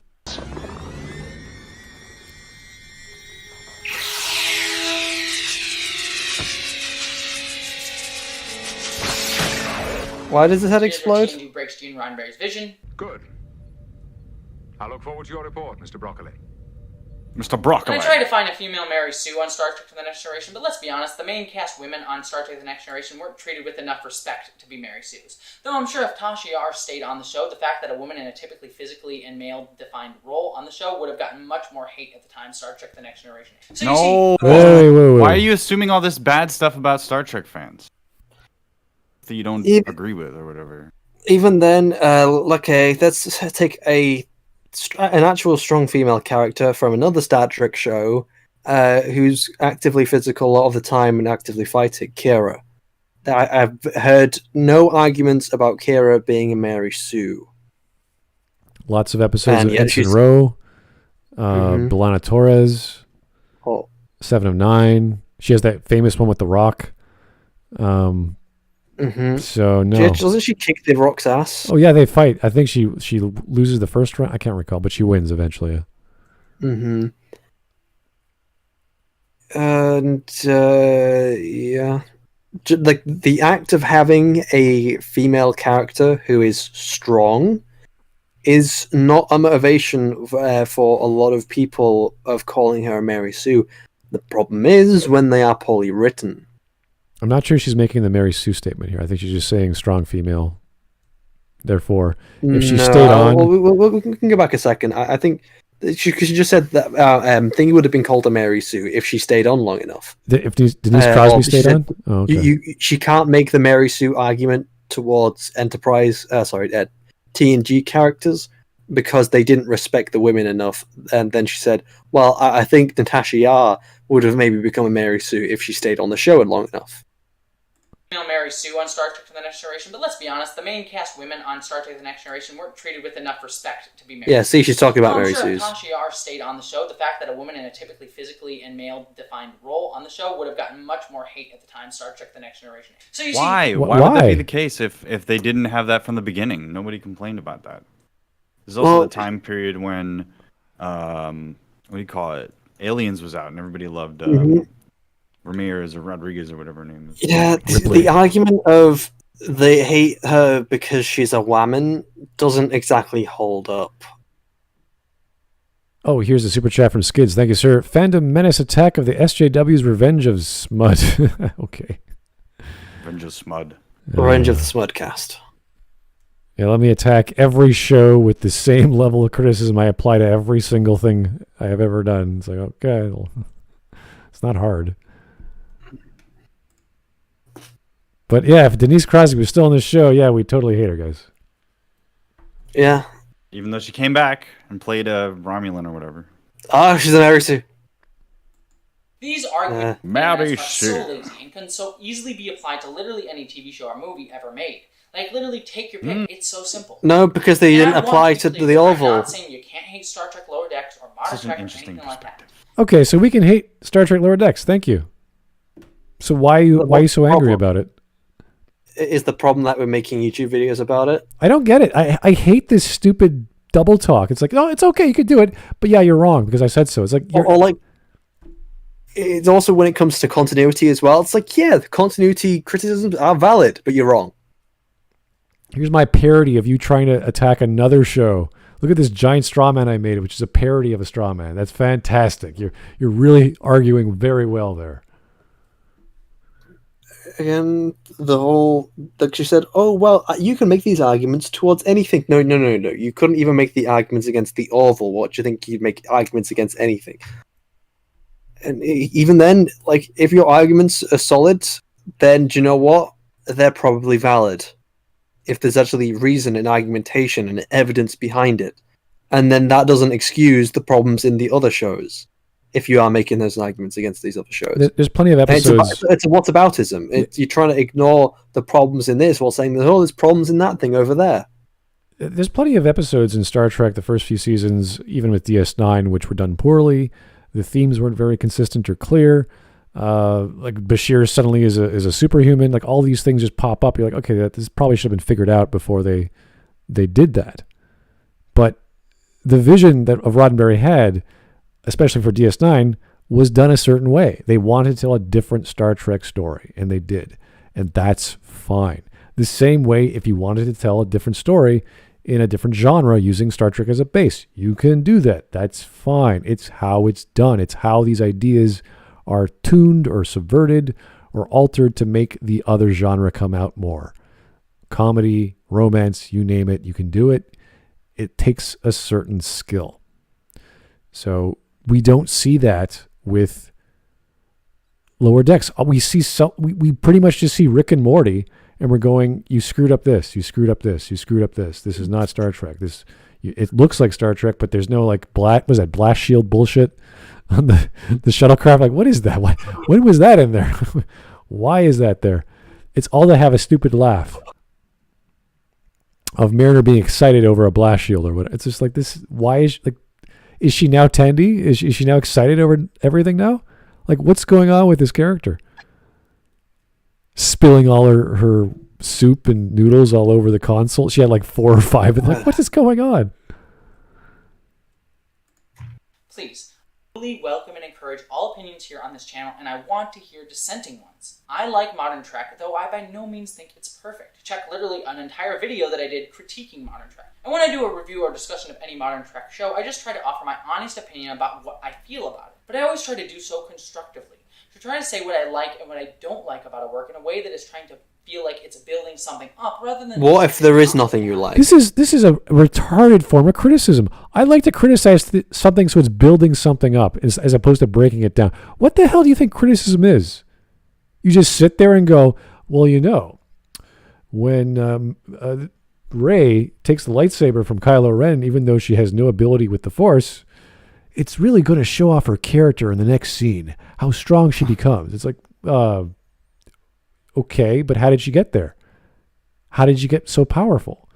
We don't use criticism to uplift a narrative. That's the narrative's job. We're here to break it down. We're here to isolate things and say, did this work? That's true.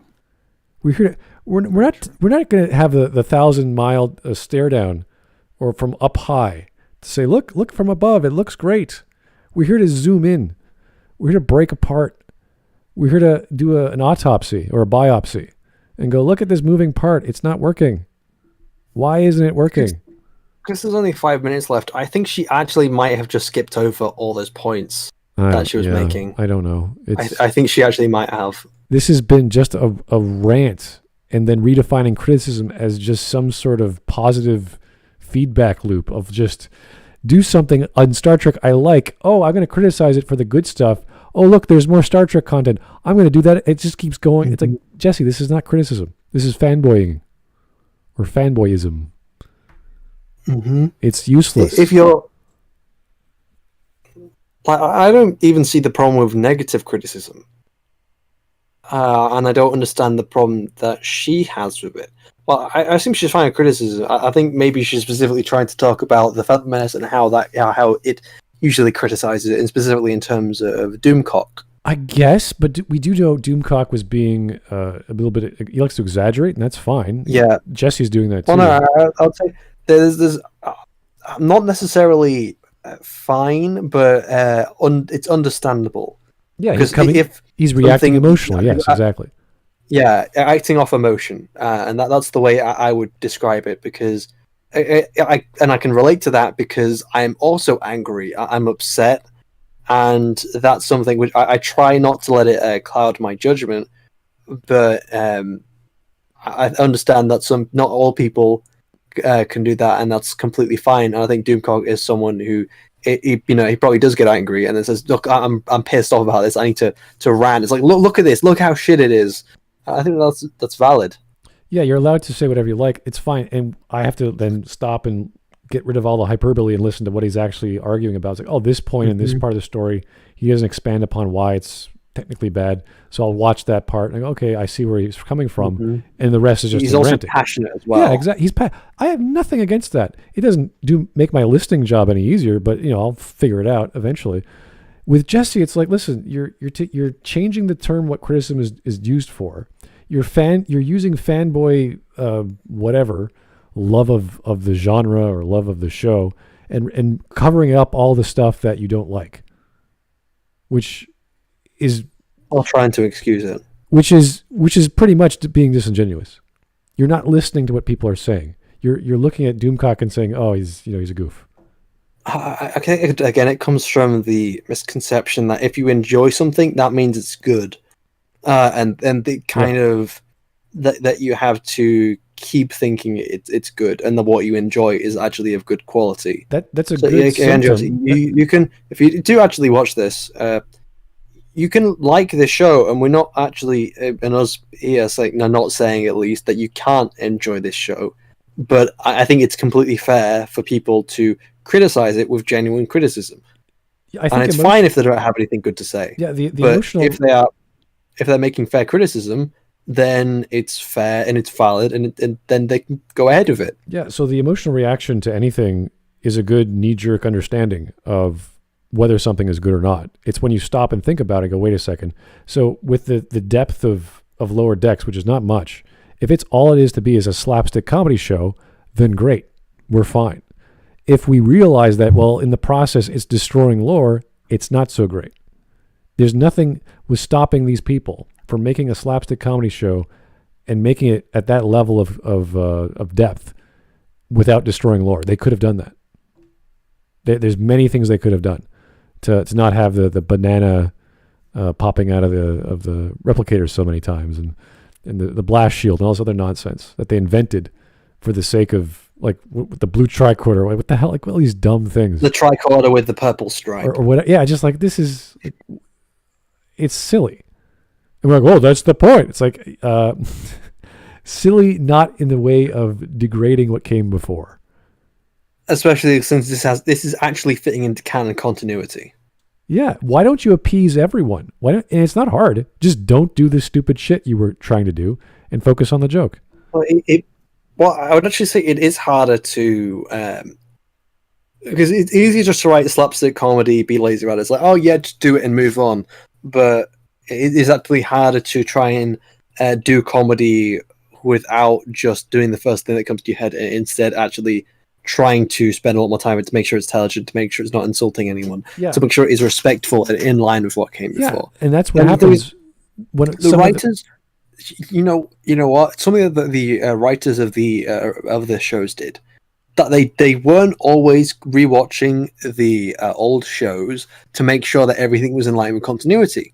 What they would actually do is they would hire another company, a research company, to look at their script, to go through everything to make sure they weren't contradicting themselves. And it seemed to work pretty well because they barely contradicted themselves.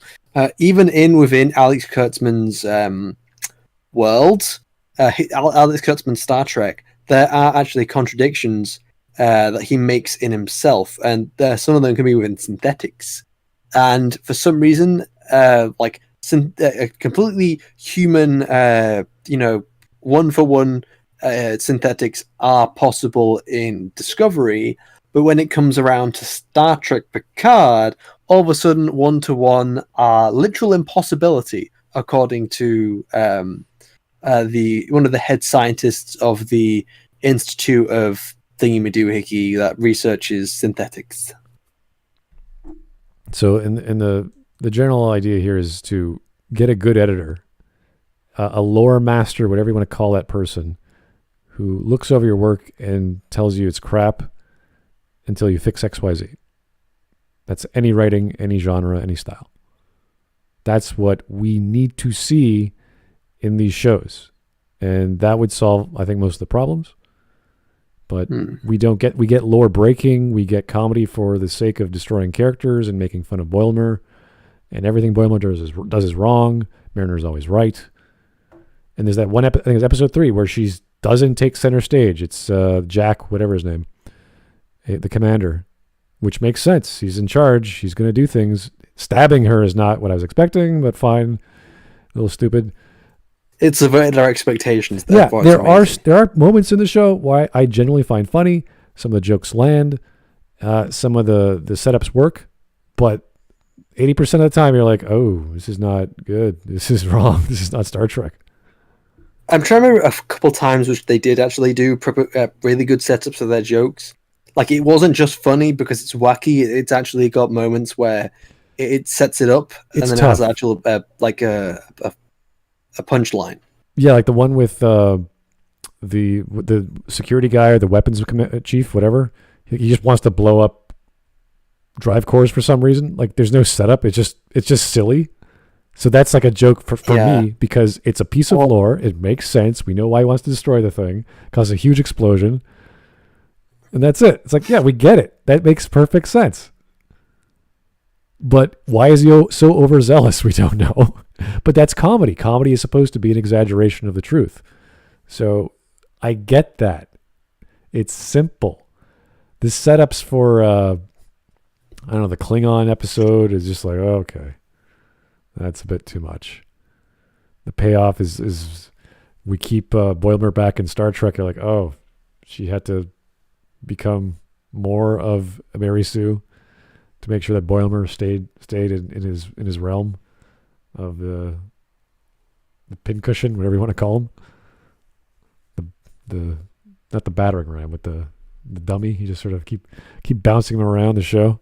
Everything he does is wrong. Anyway, we got 5 minutes. I don't know if we need to finish, but we know where she's coming from, so that's good. We can do it.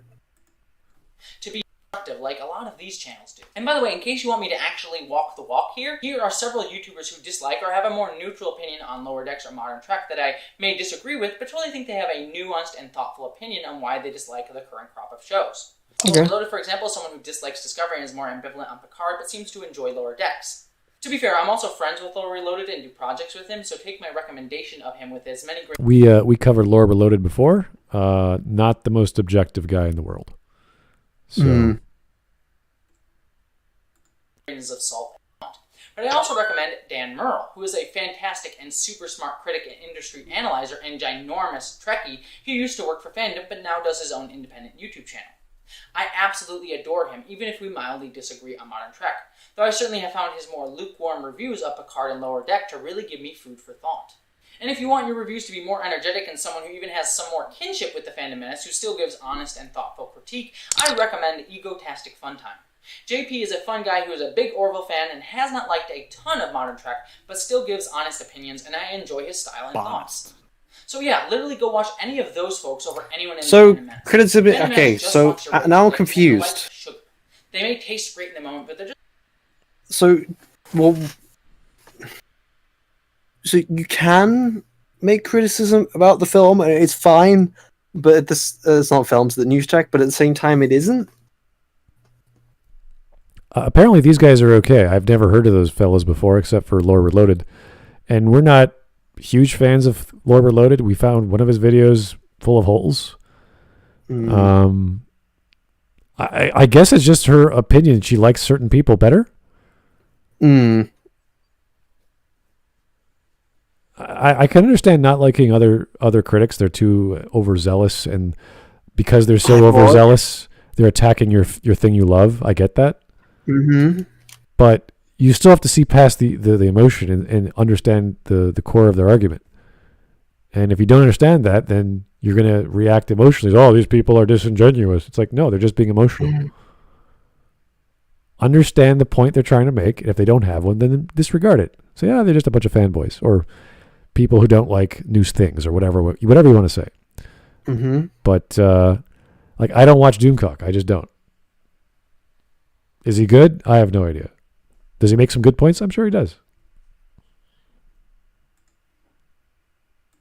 Just bad for you in the long run and really don't help us make Star Trek better. Because that's really the goal. How do the fans make Star Trek better? How does that work, really? Do we have insight into the writer's room? Because, yeah, the fans are part of the meta, and the fans have no influence over the writer's room. And especially... it's a circuit. Well, I would say the only influence they really have is paying with their wallet. Well, there's a whole social environment, and people should adjust based on what their audience likes and doesn't like to a certain degree. You shouldn't keep making fucking Code of Honor episodes. Mhm. Do you get what I'm saying? Yeah, Like, in if somebody terms of- likes something, then you should make more of it. If it's good. I remember the tweet I like good that thing. Make more of good thing. Yeah, And the writer's room goes, they like this good thing. Yes, but what about this thing I think is good? That was bad, Larry. But do not do usually- good thing? But No, we usually, do good generally, the fans aren't the one writing the episodes. No, but what I'm saying is that the whole circuit, whole system of Yes. you create an episode of TV, you create a series, you have a vision, you know what you want, and then there are little adjustments you make when you get feedback that you think is good criticism that you didn't think about. That's good. It's all part of a good process. It's all part of the plan. But anyway. So we form a symbiont circle. But yeah, I don't see how, like, only listening to certain critics or positive criticisms is helpful towards the fandom and also helpful towards the franchise. Unless you're trying to say that, are you speaking in terms of quality, or are you speaking in terms of just so Star Trek makes money, so they keep making more Star Trek? Because I don't think that there has to be a reason for why Star Trek keeps going, and I think it has to be that it needs to keep making good media in order for it to make the excuse for it to keep making more. And if it's no longer keeps making good media, then there is no longer an excuse to keep it around, and therefore should probably be put on the sideline. And I find it a strange argument to make to say that. Well, we need to keep Star Trek in production all the time. We can never let it stop. It doesn't matter if it's good. It doesn't matter if it's bad. But we need to keep going. I remember that there's been a big drought of Star Trek over was it a decade? How long was it till we got Star Trek Discovery? I can't recall. Until it got into production, 2 years. We had Enterprise ended in 2005. For 2 years, Viacom and CBS couldn't agree, because Viacom, Paramount, Viacom and CBS split, and then Paramount and CBS couldn't agree on anything until 2007. Then they finally agreed to spend 2 years making a film, right? And then that got released in 2009. So in technicality, there was nothing going on for 2 years. It was 4 years between having media. And that's just from TV to movie, and then we're back to now streaming services for our Star Trek content. It's been at least a decade for Stargate. I don't think we're going to get anything anytime soon. And who knows whatever else is new coming out. That these are all stuff. Everything's going the subscription model. So whatever Netflix is doing, whatever Amazon's doing, that's where TV shows go to live now, I guess.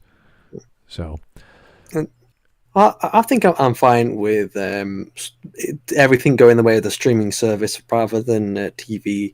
I find it a little more efficient. The only problem I can see is that one of the things which made Netflix so appealing is that you had so many things under one small subscription. Now we have so many subscription services, all of which cost about the same price.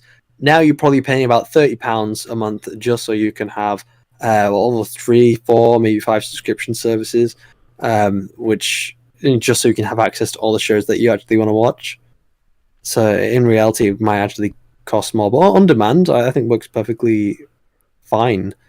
It's just how it's going about doing it, which I think is the issue.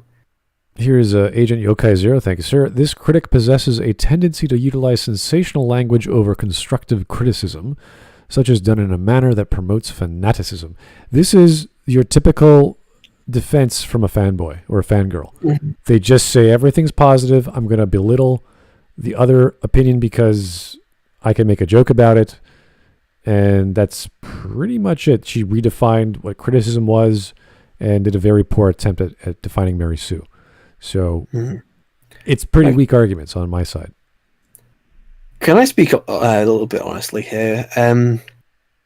Well, I honestly don't think... fuck you, Glib.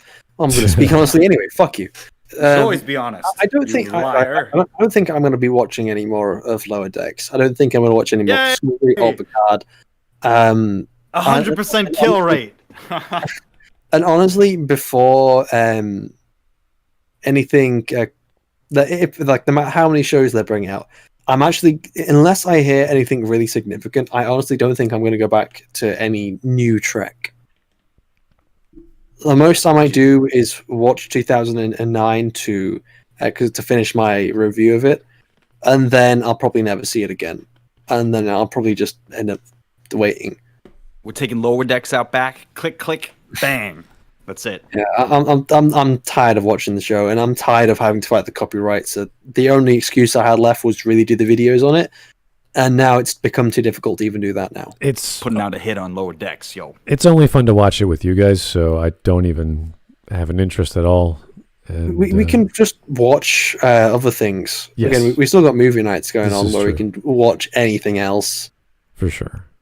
Here's Taker 610. Can't spell menace without men, right, girlfriend? Well, yeah, woman, man, menace. I guess yeah, fits all things.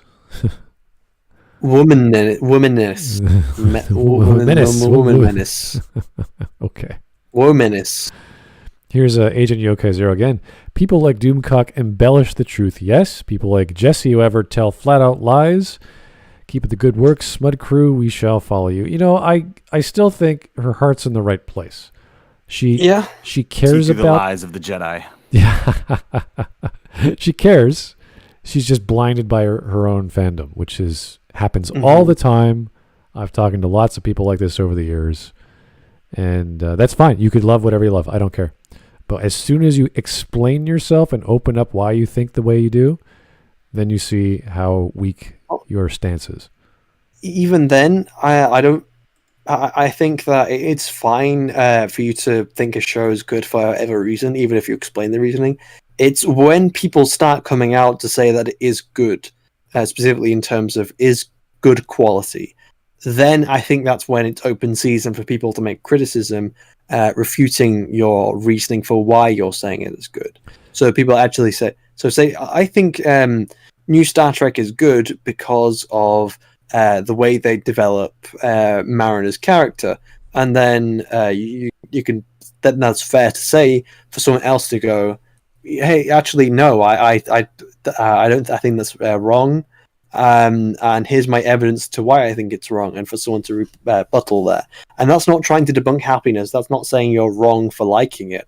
That's just because you're making a statement which someone else disagrees in.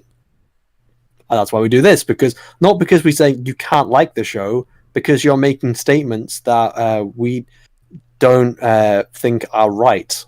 We're trying to correct and criticize the arguments being made in the video. Of all this that we do of modern Trek, to one, let you know if something is even worth your time to watch, and two, and in my opinion, more importantly, as Trekkies, to create a conversation between fans as well as with. But how can you know if it's good to watch if you just say everything's amazing? This is the problem. How can you know if it's worth watching? Yeah, this is the if problem. Everything's amazing. Talking about I prefer Voyager over DS9, yada yada. It's like, why? And then you realize the bias is, I just really miss TNG. There's a spaceship, you get to go places, etc., etc. It's like, well, that's fine, but just because you're not literally going to new places doesn't mean you can't tell a good story within the Star Trek universe. You don't need a spaceship to do these Roddenberry vision. It's not some. And plus, DS9 was a spinning on its head sort of idea of Roddenberry. They wanted the world to be dirty and gritty and broken, and fix it, and the Federation comes in and tries to fix it. That was kind of the premise. So once you understand that, you're like, oh, this is still Star Trek. Yeah, of course it's still. It looks and feels just like Star Trek. There's just different aliens and different scenarios. Here's Lenny the Shark. Hey, sir, you can't spell meningitis without men.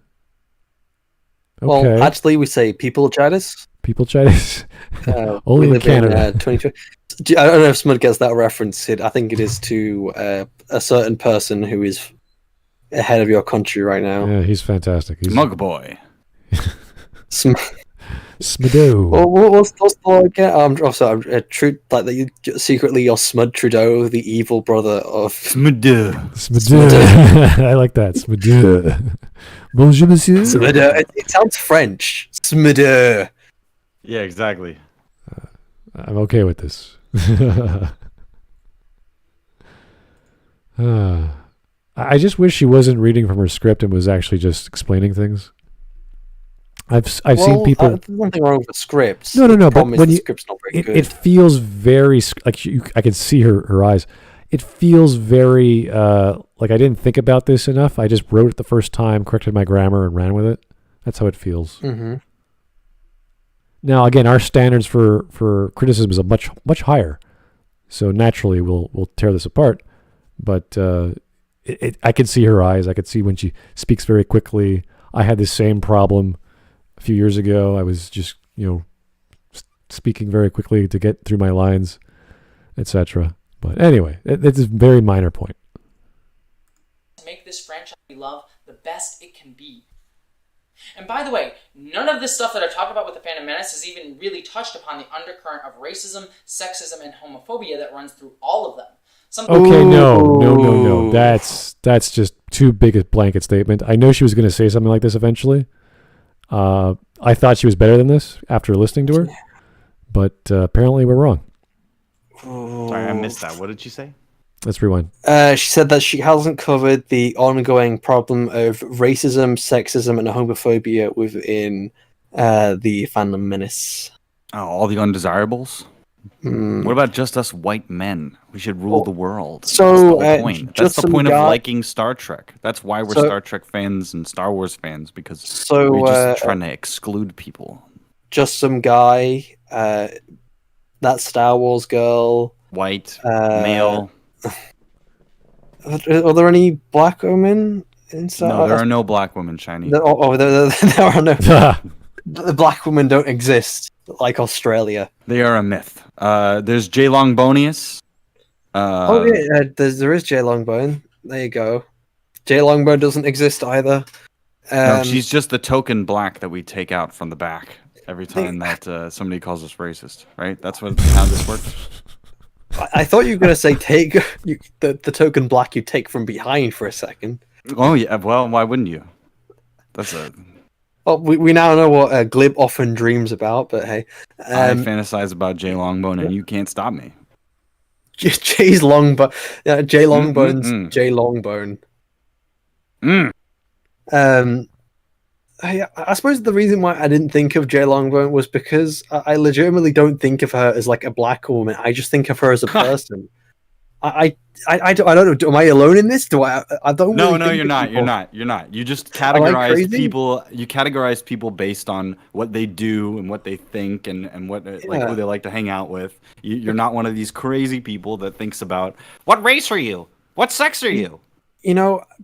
Please shut Jessie Gender.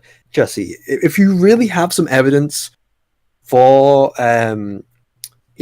these people being racist and sexist and homophobic, please bring it to the table. Please give us some context. But you can't really make these statements without evidence. And the thing is, at the moment, there's lots of evidence which is kind of against you, partly because we know what these people are saying, and because there are people like that Star Wars girl who's obviously not sexist. There are people like just some guy who's obviously not racist. There's people like Jay Longbone who is obviously not sexist and racist, because why would they be racist and sexist against their own genders and races? It's kind of stupid. And again, there's just no evidence. What's annoying here is that when someone makes the statement that you are racist without any evidence, it's now the burden of proof is now on you to prove that you're innocent, rather than the burden of proof for them to prove that you are guilty. So it's almost like making it's guilty until proven innocent kind of idea. Oh, the best kind. So you need to prove that you are not racist, rather than them having to prove that you are racist. Oh yeah, you're not racist? Name every black person. Gotcha. You're a racist. Oh, you got me there. Here is Andrew Clark. Thank you, sir. Jessie Gender thinks she herself is transphobic because she has erased gender bias from her mind. Okay, that's really a stretch. Oh dear. Let's just keep going. It's not how that works. She's a gender. Make this franchise that we love the best it can be. And by the way, none of this stuff that I talk about that is incredibly nebulous really touched upon and nonsense. Doesn't mean anything. Sexism and homophobia homophobia that runs through all of them. Something I deliberately left Run out. through all of them. Because that's a whole not just some of them, all of them. It's best honestly talked about outside of really. And she's never actually named them. She's never referenced how many there are. She just referenced the ones she likes. And all of them. And I want to be the racist Nazi. I want people to just make videos about me where it's just like, this guy is the reason why Star Trek sucks and the toxic fandom exists. Just one guy, and then they can like raise me up as like this leader of this army. I'll finally have an army of faceless Nazis to go out there and ruin science fiction for people or something.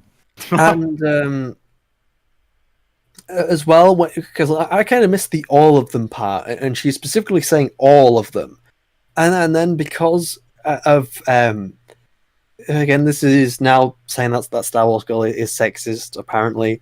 But then to go even further, that it's incredibly hard to nail down who is exactly FandomMenace, as I explained earlier. I would not call myself FandomMenace, but yet it has been a title which has been shoved on me by some people who like me and some people who don't like me, for instance. There have been people who I don't know. Like I'm sure there are people who call Maul a FandomMenace. I don't know if he actually calls himself that, or but it doesn't matter if you call yourself that or not. There are going to be someone out there who's probably going to say that you are based on whatever opinions you have. Why are you not the FandomMenace? Well, I don't. I've already explained this before on Liz Morning Nonsense, but I guess I'll go over it again. The reason why I don't call myself FandomMenace is I don't really feel the need to label myself as such, and I don't label myself as Comic Skate either because I don't feel the need to label myself as such. I would say I'm heavily associated with the FandomMenace, especially with my ties to geeks and gamers. But I'd say I'm heavily fan. You're I'm a Star Wars fan. Yeah. So you do label yourself a fan. Yeah, I label myself as a part of these groups. Why is that? Because I don't feel the need to label myself. But you labeled yourself a Star Wars fan. So what's the reason? Because I don't know or feel like the label properly applies to me. If I was going out there every day making content just like that Star Wars girl or these other people, then no, I would say, okay, well, I guess the label is more appropriate. So there's no like passive participants in the FandomMenace. I thought that was part of it. I'd say that there are what I would call association, but again, it's something which I just not call there's something I just it doesn't feel right to label myself as something when I don't even know if it properly describes me. Like I would again call myself a fan because I think a fan is what describes me, and that's why I label myself as such. I think that's fair. The way that I look at it is that I bought the FandomMenace T-shirt because I thought it was a funny joke, and the crypto fashion T-shirts are actually really nice because they're American apparel. I'm also not someone who watches this content regularly. The only time I ever watch a Doomcock video or that Star Wars Girl video is on LiteratureDevil Morning Nonsense.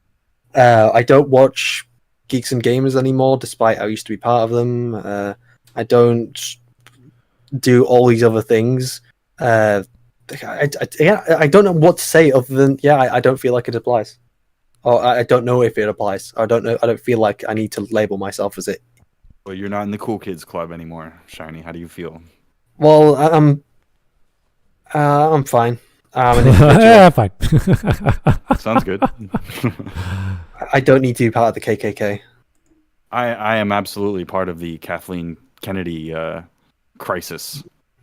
I remember when someone, actually, when I was on Morning Notices talking about this, I did see someone kind of accusing me of, thinking that the Fandom Menace was some kind of negative. No, I'm actually completely supportive of the Fandom Menace. Again, as I described before, just as I don't feel like it applies to me, or I don't feel like I need to apply it to me. You're just a guy. You're not part of a group. You're just a guy. You're just a guy trying to make his way in the universe. Yeah. Sounds good. No, I was just curious about your reasoning because you usually have a reason. Alrighty, we got 3 minutes. Unimportant canon or Roddenberry's vision, and it's also something that is incredibly complex, and I'd recommend these videos to learn more about that. This isn't to say that I'm saying every single video popped up. Is sexist, racist, or homophobic, or transphobic, what video? Something like that, or that's probably an annotation thing. but it is a consequence of some of the words and actions that they've done, and they've had ample time to recognize that fact, even if they themselves don't condone it. Example, please. What is it, though? What is she talking about? What is she talking about? Yeah. Talking about racism and Yeah, sexism. what racism? We had this whole Xanderhall thing, remember? When it was like, you know, Jeremy was there and he was accused of being racist. And then when he said, I hire all these people, then Xanderhall was like, you're just being tokenistic. You're virtue signaling. He was like, yeah. He's like, hell yeah. The same with and then, even then, it's Xander doing the guilty until proven innocent thing. It's now up to Jeremy to prove that he's not racist. He was trying to say he was sexist, and he says, well, just because he has a wife and a daughter doesn't mean he's not sexist. It's like, what? What are you talking about? They just come up to your door, they kick it over, they run in, it's a bunch of cops. They're like, everybody get on the ground, prove you're not racist. Yeah, prove you're not there's sexist. nothing you can do or say unless you're actually like being really progressive. It's this. So you know why I pulled you over, right? You were going racist in a 60 mile an hour. You're this ism or that ist. It's just ridiculous. Like, do you have any other better argument to label someone with? Like, can you prove that he's X, Y, or Z? If not, then you're just using ad hominems for the sake of it and spouting this nonsense. And I don't know how this guy gets like 10K views a video or whatever he does, streaming about nonsense with nothing to say. It's all either lies, the right opinion, or nonsensical rhetoric, and you just sit there like, what is the appeal of this guy? Like the same appeal with Vosh. I don't understand Vosh aside from him being a comedian on the left, because he's on the left and he supports the right type of thinking. I guess indoctrination, confirmation. He's literally a clown, as far as I can tell. And you sit there, okay, you can call him a clown. I can't believe that, Smud. That is slanderous. I am Vouch. That is slanderous. You can't just say that. I can't believe you. You're better than that. I wish I were. I wish I could understand what makes him not a clown. The conversation he had with Stefan Molyneux, he's obviously not an idiot. But when he argues for something... No, he's not. But when he argues for something... I'd love to debate him sometime on something like, what's better, pancakes or waffles? Yeah, pretty much. He pretty much changed his opinion 3 times to make him sound better. Yeah.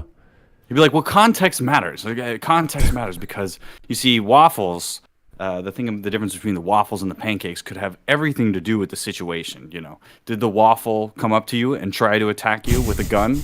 Or did you try to get chased down by the pancake? What came first, the pancake or the waffle?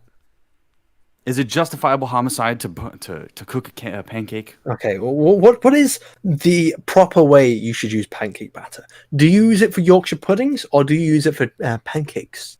And that is the important question we need to be teaching. And how do you prove it right? How would Vaush prove whatever his statement is right? It's like, well, you see, pancakes can actually be used in a variety of ways. They can be savory and they can also be sweet. See, and this is thematic. This is kind of that's not how Vosh would do it. Vosh no, I'm taking the piss, but this is kind of the thing is, it's hard to explain how he would argue because what he does is he counter argues. He doesn't you start with a proposition and then pancakes are better. Also, Yorkshire puddings are better than pancakes. You think this? Do you think this? And then you go, no, I don't think this. I think this. And then he goes, oh, well, what about this when this happens then? Trying to come up with the outlier to define it as the norm. I remember the response video that was it King Emperor Penguin made about our analysis of one of Renegade Cut's videos. I can't remember exactly what it was, but he argued that we weren't doing a good job because we weren't addressing the ethical elements of what the left cares about. And I'm like, you know what? Why should I? What's the point of arguing what someone makes them feel good about themselves? How am I ever going to accomplish that? Well, I didn't watch the whole video, but that's what it boils down to. I remember that at least in the clips, because I wasn't there for the whole stream. At least in the clips which was being shown, I actually disagreed with at least what LitDev was talking about. And just the way it was being shown in the stream, it was kind of like saying, well, you shouldn't have gays in a kids show, and I actually disagree. And I think if you brought up this evidence to LitDev, because LitDev does like shows like The Dragon Prince, he would actually probably agree, because it's not the fact you're adding gays into these shows, it's how you add them. And one of the examples I would use is an example of gays being what was the word I say? I don't know. Gay people, lesbian, LGBTQ representation. A bad way of doing LGBTQRS representation is, for example, when you make the character the only defining trait, the only thing which they actually are, their only personality, is that they are lesbian, or that they are gay, or that they are transgender. And an example in media example, this is Doctor Who, a character called Bill, who every 5 seconds makes sure that you know that she is lesbian. Well, and her only defining character trait is that she is lesbian, and that is a very poor way to write a character. But you could look at shows like Dragon Prince and how that does representation, and it's actually just a character. It's a person with real flaws. Everything's there, and this is also a kids show, and it doesn't bring up uncomfortable questions about the gays. Sure, I think the way they've done it there is completely fine, because they've actually portrayed them as characters. Yeah, but the issue is not whether representation is good or bad or this or that. Mm-hmm. It's the people who are having this argument don't really care what is good or bad or why. They want to feel something. They want to feel good about themselves because they are promoting X, Y, or Z. It doesn't matter what they're promoting. It could be climate change. I would agree. I would agree that it's not about quality anymore. It's about the quality has become how political is it, how diverse is and this it? is why what does it push, the argument, and then that's being upheld as quality. And I believe King Emperor Penguin is probably correct in that we have to address the emotional, ethical desire to be good as something to attack them with. That's fine, but I don't want to. There's no need to do this. I'm not here to make them a better person. I don't think anyone on this planet is here to make me a better person. I don't care. I can do that myself, thank you very much. I'm here to criticize art. And you can easily use the exact same techniques in aesthetics that you can use to ethics. They're pretty much the same argument. What is good here is also good there. What you define as good has to be clearly set up the same way you do with ethics. So you could do that. The mental techniques are exactly the same. But I'm not going to debase myself or waste my time of someone's personal opinion of their philosophy so they feel good about themselves. This is stupid. This is childish. This is like when the first time you read Plato, you're like, wow, I feel enlightened. I should keep reading philosophy. And you just keep reading Plato and it makes you feel better and feel better. It feels great. And then you realize there's more than Plato out there, and you realize, oh, Plato's a schmuck. He's smart, he's brilliant, but he's nowhere near as intelligent as Aristotle was and other people after him. So if you're just there to make yourself feel better, you're wasting everyone's time. I don't care what you're pushing. I don't care if it's morally superior to believe in communism, or I don't care. You're wasting. You should be there to tell a good story. There's also something else I was going to say, but now it's going to slip my mind. That's okay. We'll get back to it, but we have 3 more minutes left. Yeah, we've been rambling. Sorry about that, guys. Video is my say on the Fandom Menace, and I just wanted to get it out there and be done with it. From this point on, I'm going to try and not address them. I'll leave the point-by-point investigative work to Kat Walski, who is another Star Trek YouTuber who does a great job just sort of breaking down some of the rumors and disingenuous ideas that the Fandom Menace and other places do. And I highly recommend his channel if you want the best investigative journalist in Trek fandom. So, to wrap up my thoughts and to be really clear here. Okay. I like the Orville, the Next Generation, and Modern Trek. Yeah. I think they all have their own pluses and minuses. And you can like them. Menace's arguments, in my opinion, are really lazy and disingenuously trying to get rage click. But I don't... Okay, so all she's saying is that some people on YouTube don't make very good arguments, and I don't like them, therefore they're disingenuous, and they do it for clicks. It's I've heard that over and over again. It's like, okay. You're perfectly reasonable for saying that, but I still don't know who you're talking about and what exactly it is you're referring to. Maybe there is somebody out there making disingenuous crap. Because people are going to make videos which are more popular, because that kind of indicates what people want. So, for instance, if all of a sudden I made a video about, Fall Guys, and that exploded, and I'll say, okay, well, I'll make more videos about Fall Guys. And technically that is me following the views, but that doesn't invalidate the things that I'm saying, or it doesn't mean that I'll just say that it doesn't invalidate what I'm saying, or it doesn't mean that it is not of quality, because you can follow where people are interested while still making good content. So the example she only showed us was two or three samples from Doomcock, and we understood he was embellishing things. He was hyperbolic. He was emotional, but were his points, was that one point he made wrong? The science joke, the silly dialogue. There are times that the example I would use for him being hyperbolic is specifically the episode we watched on Morning Nonsense, about episode 2, I think. I think it's episode 2. And it's when Boimler is playing the fiddle or the violin or whatever he's doing, and he's dancing. And then Doomcock says, "Oh, well, they look at him with disdain."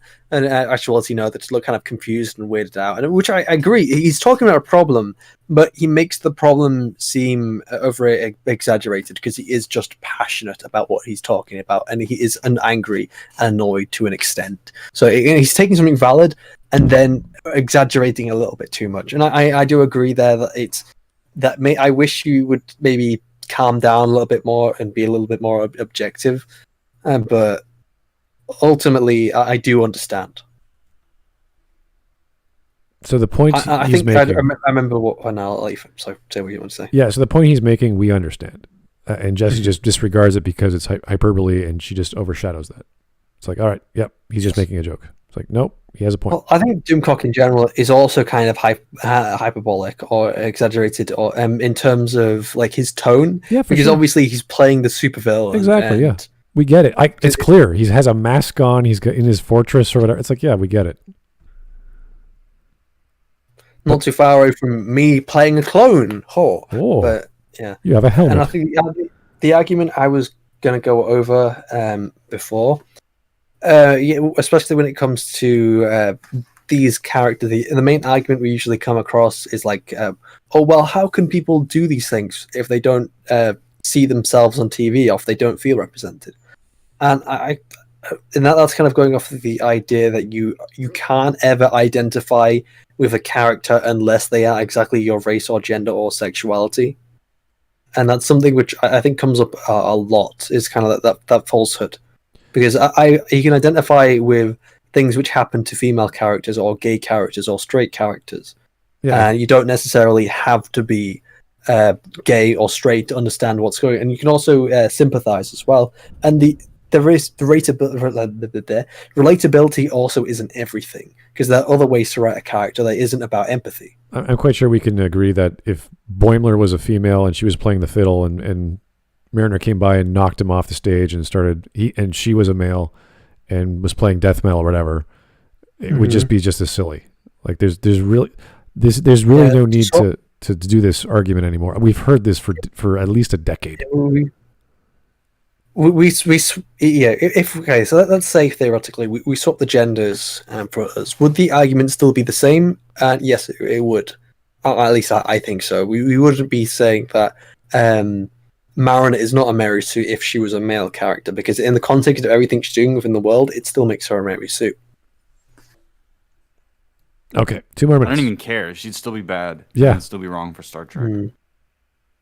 It'd be another Wesley Crusher. We're like, oh, great, here we go. Yeah, we hate Wesley Crusher, but I guess we're just yes, angry menophobes. That's exactly what I am. A menophobe. I like that. I don't like these women personally at all. I'm not trying to create individual drama or beef, just pointing out flaws as I see them in their points. It wouldn't be creating drama or beef. Address that unless something specific needs addressing, because it wouldn't be creating drama or beef if you were actually making arguments with context and criticizing. What becomes beef is if it becomes personal, and you have made some very big statements about people's validation, not validation, validity. I don't know. About their character. Yeah, they're always attacking character. They hate blacks. They hate the Chinese. They hate this or that. And those are some very strong bloody cardies. Those are some very strong accusations that you've just leveled to everyone with the Fandom Menace with no evidence. It's the same thing as Xander Hall again. It's just call them racist, just call them sexist, just call it that, and then have them have to prove it. Yay! And then because I don't want to prove it. I think in this essence, you're actually more likely to make drama than if you were taking out specific people and criticizing them and actually bringing up some evidence of where they actually are racist. And if you were bringing up evidence where they were actually racist, you know what? I would agree with you that in that specific point, they may or may not be racist because, you know, you'd actually have evidence, but the problem is you don't have any. And I really much doubt there is not a lot of evidence to say that especially the entirety of the Fandom Menace are racist. You'd probably find, I don't know, 1 or 2 fans of the Fandom Menace, a small minority at the most. But I think a lot of the content creators are definitely not racist or sexist. Especially a lot of the fans as well. They're trying to be entertaining. And if it's something as popular like bashing Captain Marvel and it gets clicks, there's nothing wrong with that. If there's reason to bash Captain Marvel the 20th time. I'm not sure there was, unless you're analyzing the film. Yeah, we would have to look at the specific content of specifically Geeks and Gamers. Sure. Yeah. But that doesn't mean they hate women. This is so stupid. Yeah. I hate women. I hate women. Now what? Oh, does that mean that I'm a bad critic and disingenuous? Yeah. Oh, okay. Well, then I guess I'll just run with it and ignore. Oh, I guess I'll kill myself. Yeah, just be the most. No, don't do that. That's too fun without me. Just be the most reviled possible human and have excellent points every time you open your mouth. It's like, oh wait, this guy's making sense. Yeah, like, okay, let's say an actual racist. So someone who said actually racist things, for example, bloody cardies. I'm trying to think. I'm trying to think of someone off the top of my head.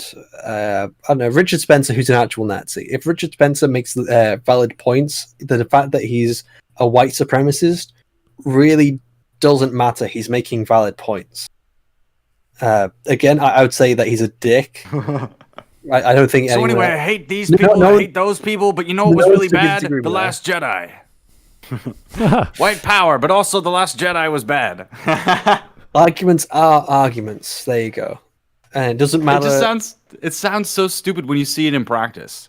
When you see it's like when Quentin's complaining about Ben Shapiro. It's like, why does PewDiePie have Ben Shapiro on? That's humanizing him and giving him a platform. don't humanize Ben Shapiro. Okay, listen. My wife is a doctor. Okay, God. She's human. Clearly, you can't be married to a doctor if you're not. Don't humanize the human, guys. Don't humanize a living person who's actually living on this earth that is a person. I don't know. Actually, no, is Ben Shapiro a person? I'm not sure if that's confirmed. Maybe he's a robot. He certainly could be a robot. It's possible. It's still out there if he is or isn't. He's an unconfirmed robot. Okay, 2 minutes. Let's go. Let's be honest, for every single Star Trek show or season that comes up, I'm sure you can just rewatch this video, take my checklist that I made, and watch them apply the same target arguments over and over again every single time.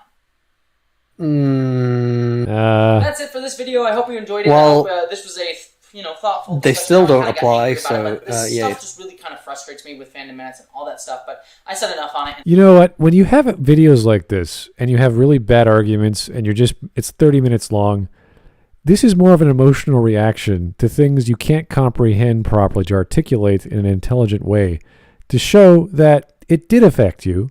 There was some arguments in there, and you don't know how to say, I don't like this, or I don't agree.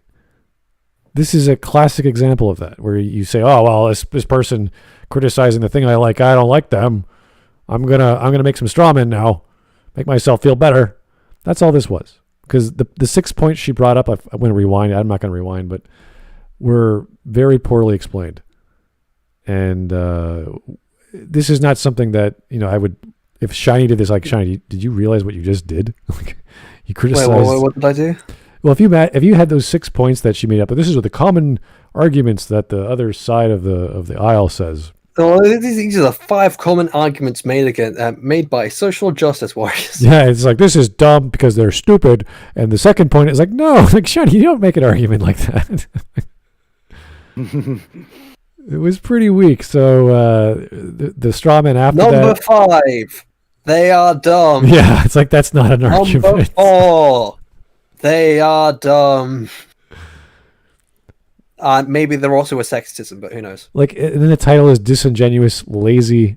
I mean, just imagine coming out of the gate with your title saying, "This is what I've discovered," that these group of people, all of them, who are also sexist and racist and homophobic, are also making disingenuous, lazy art. It's like everything about them's wrong, really. Everything is racist. Socially. So they're basically pieces of shit, but it's okay being, but it's not really. Yeah, no, she says all this time, like, oh, it's okay to dislike something, but just, just don't. Like, what? It's okay to like something, but you're a racist and a sexist, and you're disingenuous, and you're just trying to grift off of this. Got him. This is why we really disliked Anita Sarkeesian when she was saying that all these people are misogynistic or misogynist, because I find it impossible to hate every woman I'm just ever. cutting out. It's literally impossible to hate every single human who happens to be female. It doesn't work. It's a literal impossibility. You can't. And if you happen to like one woman, does that mean you're no longer misogynist? Like, it's just these stupid logic games you have to play to understand what the hell they're saying. And you realize, no. Well, it's misogynistic is another term they use for sexist, really. Yeah, no, they're yes. It's all this one big name calling. They just pull it out of a hat this time. Yeah. It's useless. Yeah. That's exactly what it is. And that's what Jessie did. All these guys are all the same. They all have the same argument. They all hate women. They all hate they all hate the gays. They hate. It's like, no, Jessie, did you are you serious? What kind of a statement? And what's the kind of in my review of episode 1, okay, I never say once about anything about race, about gender at all, but yet just the fact that I make arguments about Mariner for some reason attracts people that call me racist or sexist. Haha. Like there's no evidence. There is no possible evidence which you can find, and I would bet that you can go through all my videos, every stream I've gone from, you will find no evidence that I am actually racist. And so with no evidence, you come out here and you make these accusations with nothing, and these accusations are harmful. And you know what? The fact that people keep using these accusations when they don't apply is a boy that cried wolf situation. And now we all know you're really racist. Chat, we know Shiny. He looks down upon people that are the only people I'm non-clones. Non-clones. Clankers, I am the most intolerant of. They're not people. Clankers are not people. See, he's racist against robots. Clankers are not people. Robot rights now. Robot lives matter. No, they don't. Media. Robot lives do not matter. Clanker lives do not matter. See how this is? This is why we can't have nice things, because Shiny's racist against robots. Clankers. Okay. Is there anything else, guys, you want to plug before we go? Because this is pretty much done. Yes. I want to plug Culver's, the fast food chain in the Midwest. That's really delicious. Oh, really? Also, the Game Boy Advance SP was really cool. Oh, yeah. And Bass House. The Charlie and Chocolate Factory Xbox game. Yeah, and Italian Ice. Everybody should try some Italian Ice because it's really nice. Something which I will plug that it isn't out just yet, but it will be out very soon, is my interview with Shadiversity. Everything's edited. I just need to try and finally upload it and get Shadiversity's approval before I publish.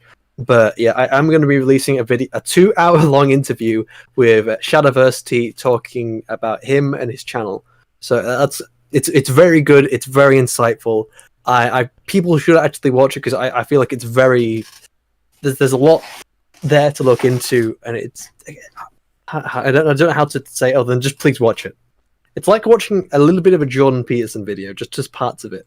Really? Okay, interesting. Parts of it are like watching Jordan Peterson. Well then, that's some pretty high standards there, Shiny. What the hell has Shad been doing with himself? No.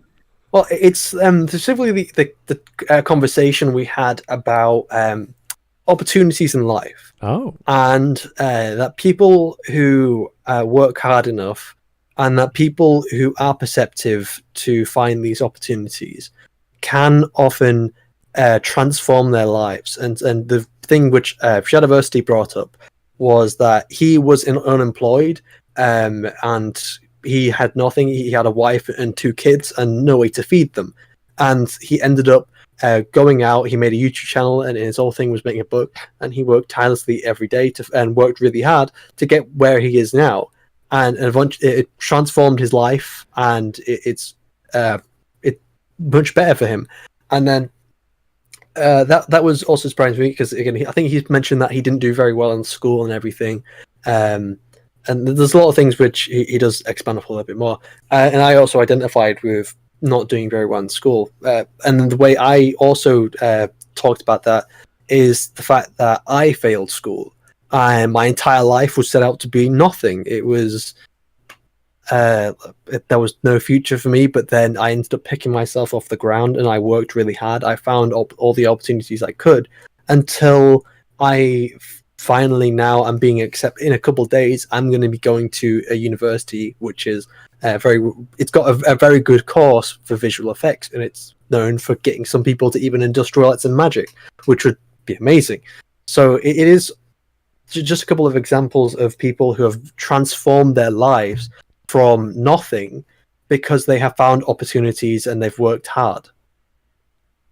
And that's kind of all.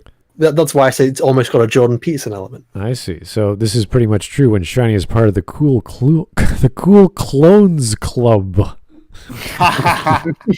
Oh boy. Got him. We got him. Ladies and gentlemen, take him down. Cancel him. Alrighty. I think we're good for the night. Thanks, guys, for tuning in. Not sure what we're going to cover next. Shadowversity video coming out soon. Okay. Subscribe, channel in the description. Alrighty. Good stuff. Yeah, keep those suggestions coming. I always appreciate them. I think I have to start a 3rd Discord list post just to get all the. There's so many. We're never going to finish them till the end of the year. There's just way too many. Well, we don't have to watch all of them because I'm sure we don't want to cover all of them. That's true. And what I would do is if the way I would have done it, as we always talk about this after, instead of making one long post, I would have made each video a single post, which we can then put thumbs up on to vote for. And then if it goes past a certain time, which has been on there, we then remove it. Say, example, if we don't cover a video for a whole month, and then we all agree to not want to cover that video, we then don't cover it. Oh, wow. And that way it cuts down the list, and it's also much easier to have everything on one Smudcast voting, rather than having to create several Smudcast voting, just so we can have fit everything on there. I was going to bring the people who actually wanted to cover the videos on, because I know people are busy and you're going back to school, and they actually wanted to be part of the discussion as well. So I thought that'd be great. Wasn't the greatest solution, but I'm trying my best. We got to get those people some better mics, but that's a simple technical problem we could solve. But yeah, I recommend. I accept all videos. I'm going to try and cover them all. Whether or not Shiny is going to be part of that or not is up to him. But it's a literal impossibility to cover all these videos. It is true. That is true. But we're going to try. They're going to be constantly adding to them. Maybe 5 a day, let's say, at most. And because there's lots of people making lots of suggestions, that you're going to get, even if you get one in a day, we don't do a Smudcast every day, so we're not going to be taking one off every day for every one that might get added per day. This is true, but we're going to try our best to get through at least half of them by the end of the year. And I don't know what we're doing for Smudcast 100. We'll figure it out. Any suggestions are always welcome. 24-hour episode. Yeah. Divided by 5. Get them all on. How about that? 24-minute episode. There we go. Really quick. Everything's structured. Holy crap, that'd be great. Just before we go, subscribe to Leafy is Here. New channel, small channel, up on the Rising Up. Check them out. All right. Good night, guys. Have yourself a great day. Small YouTuber known as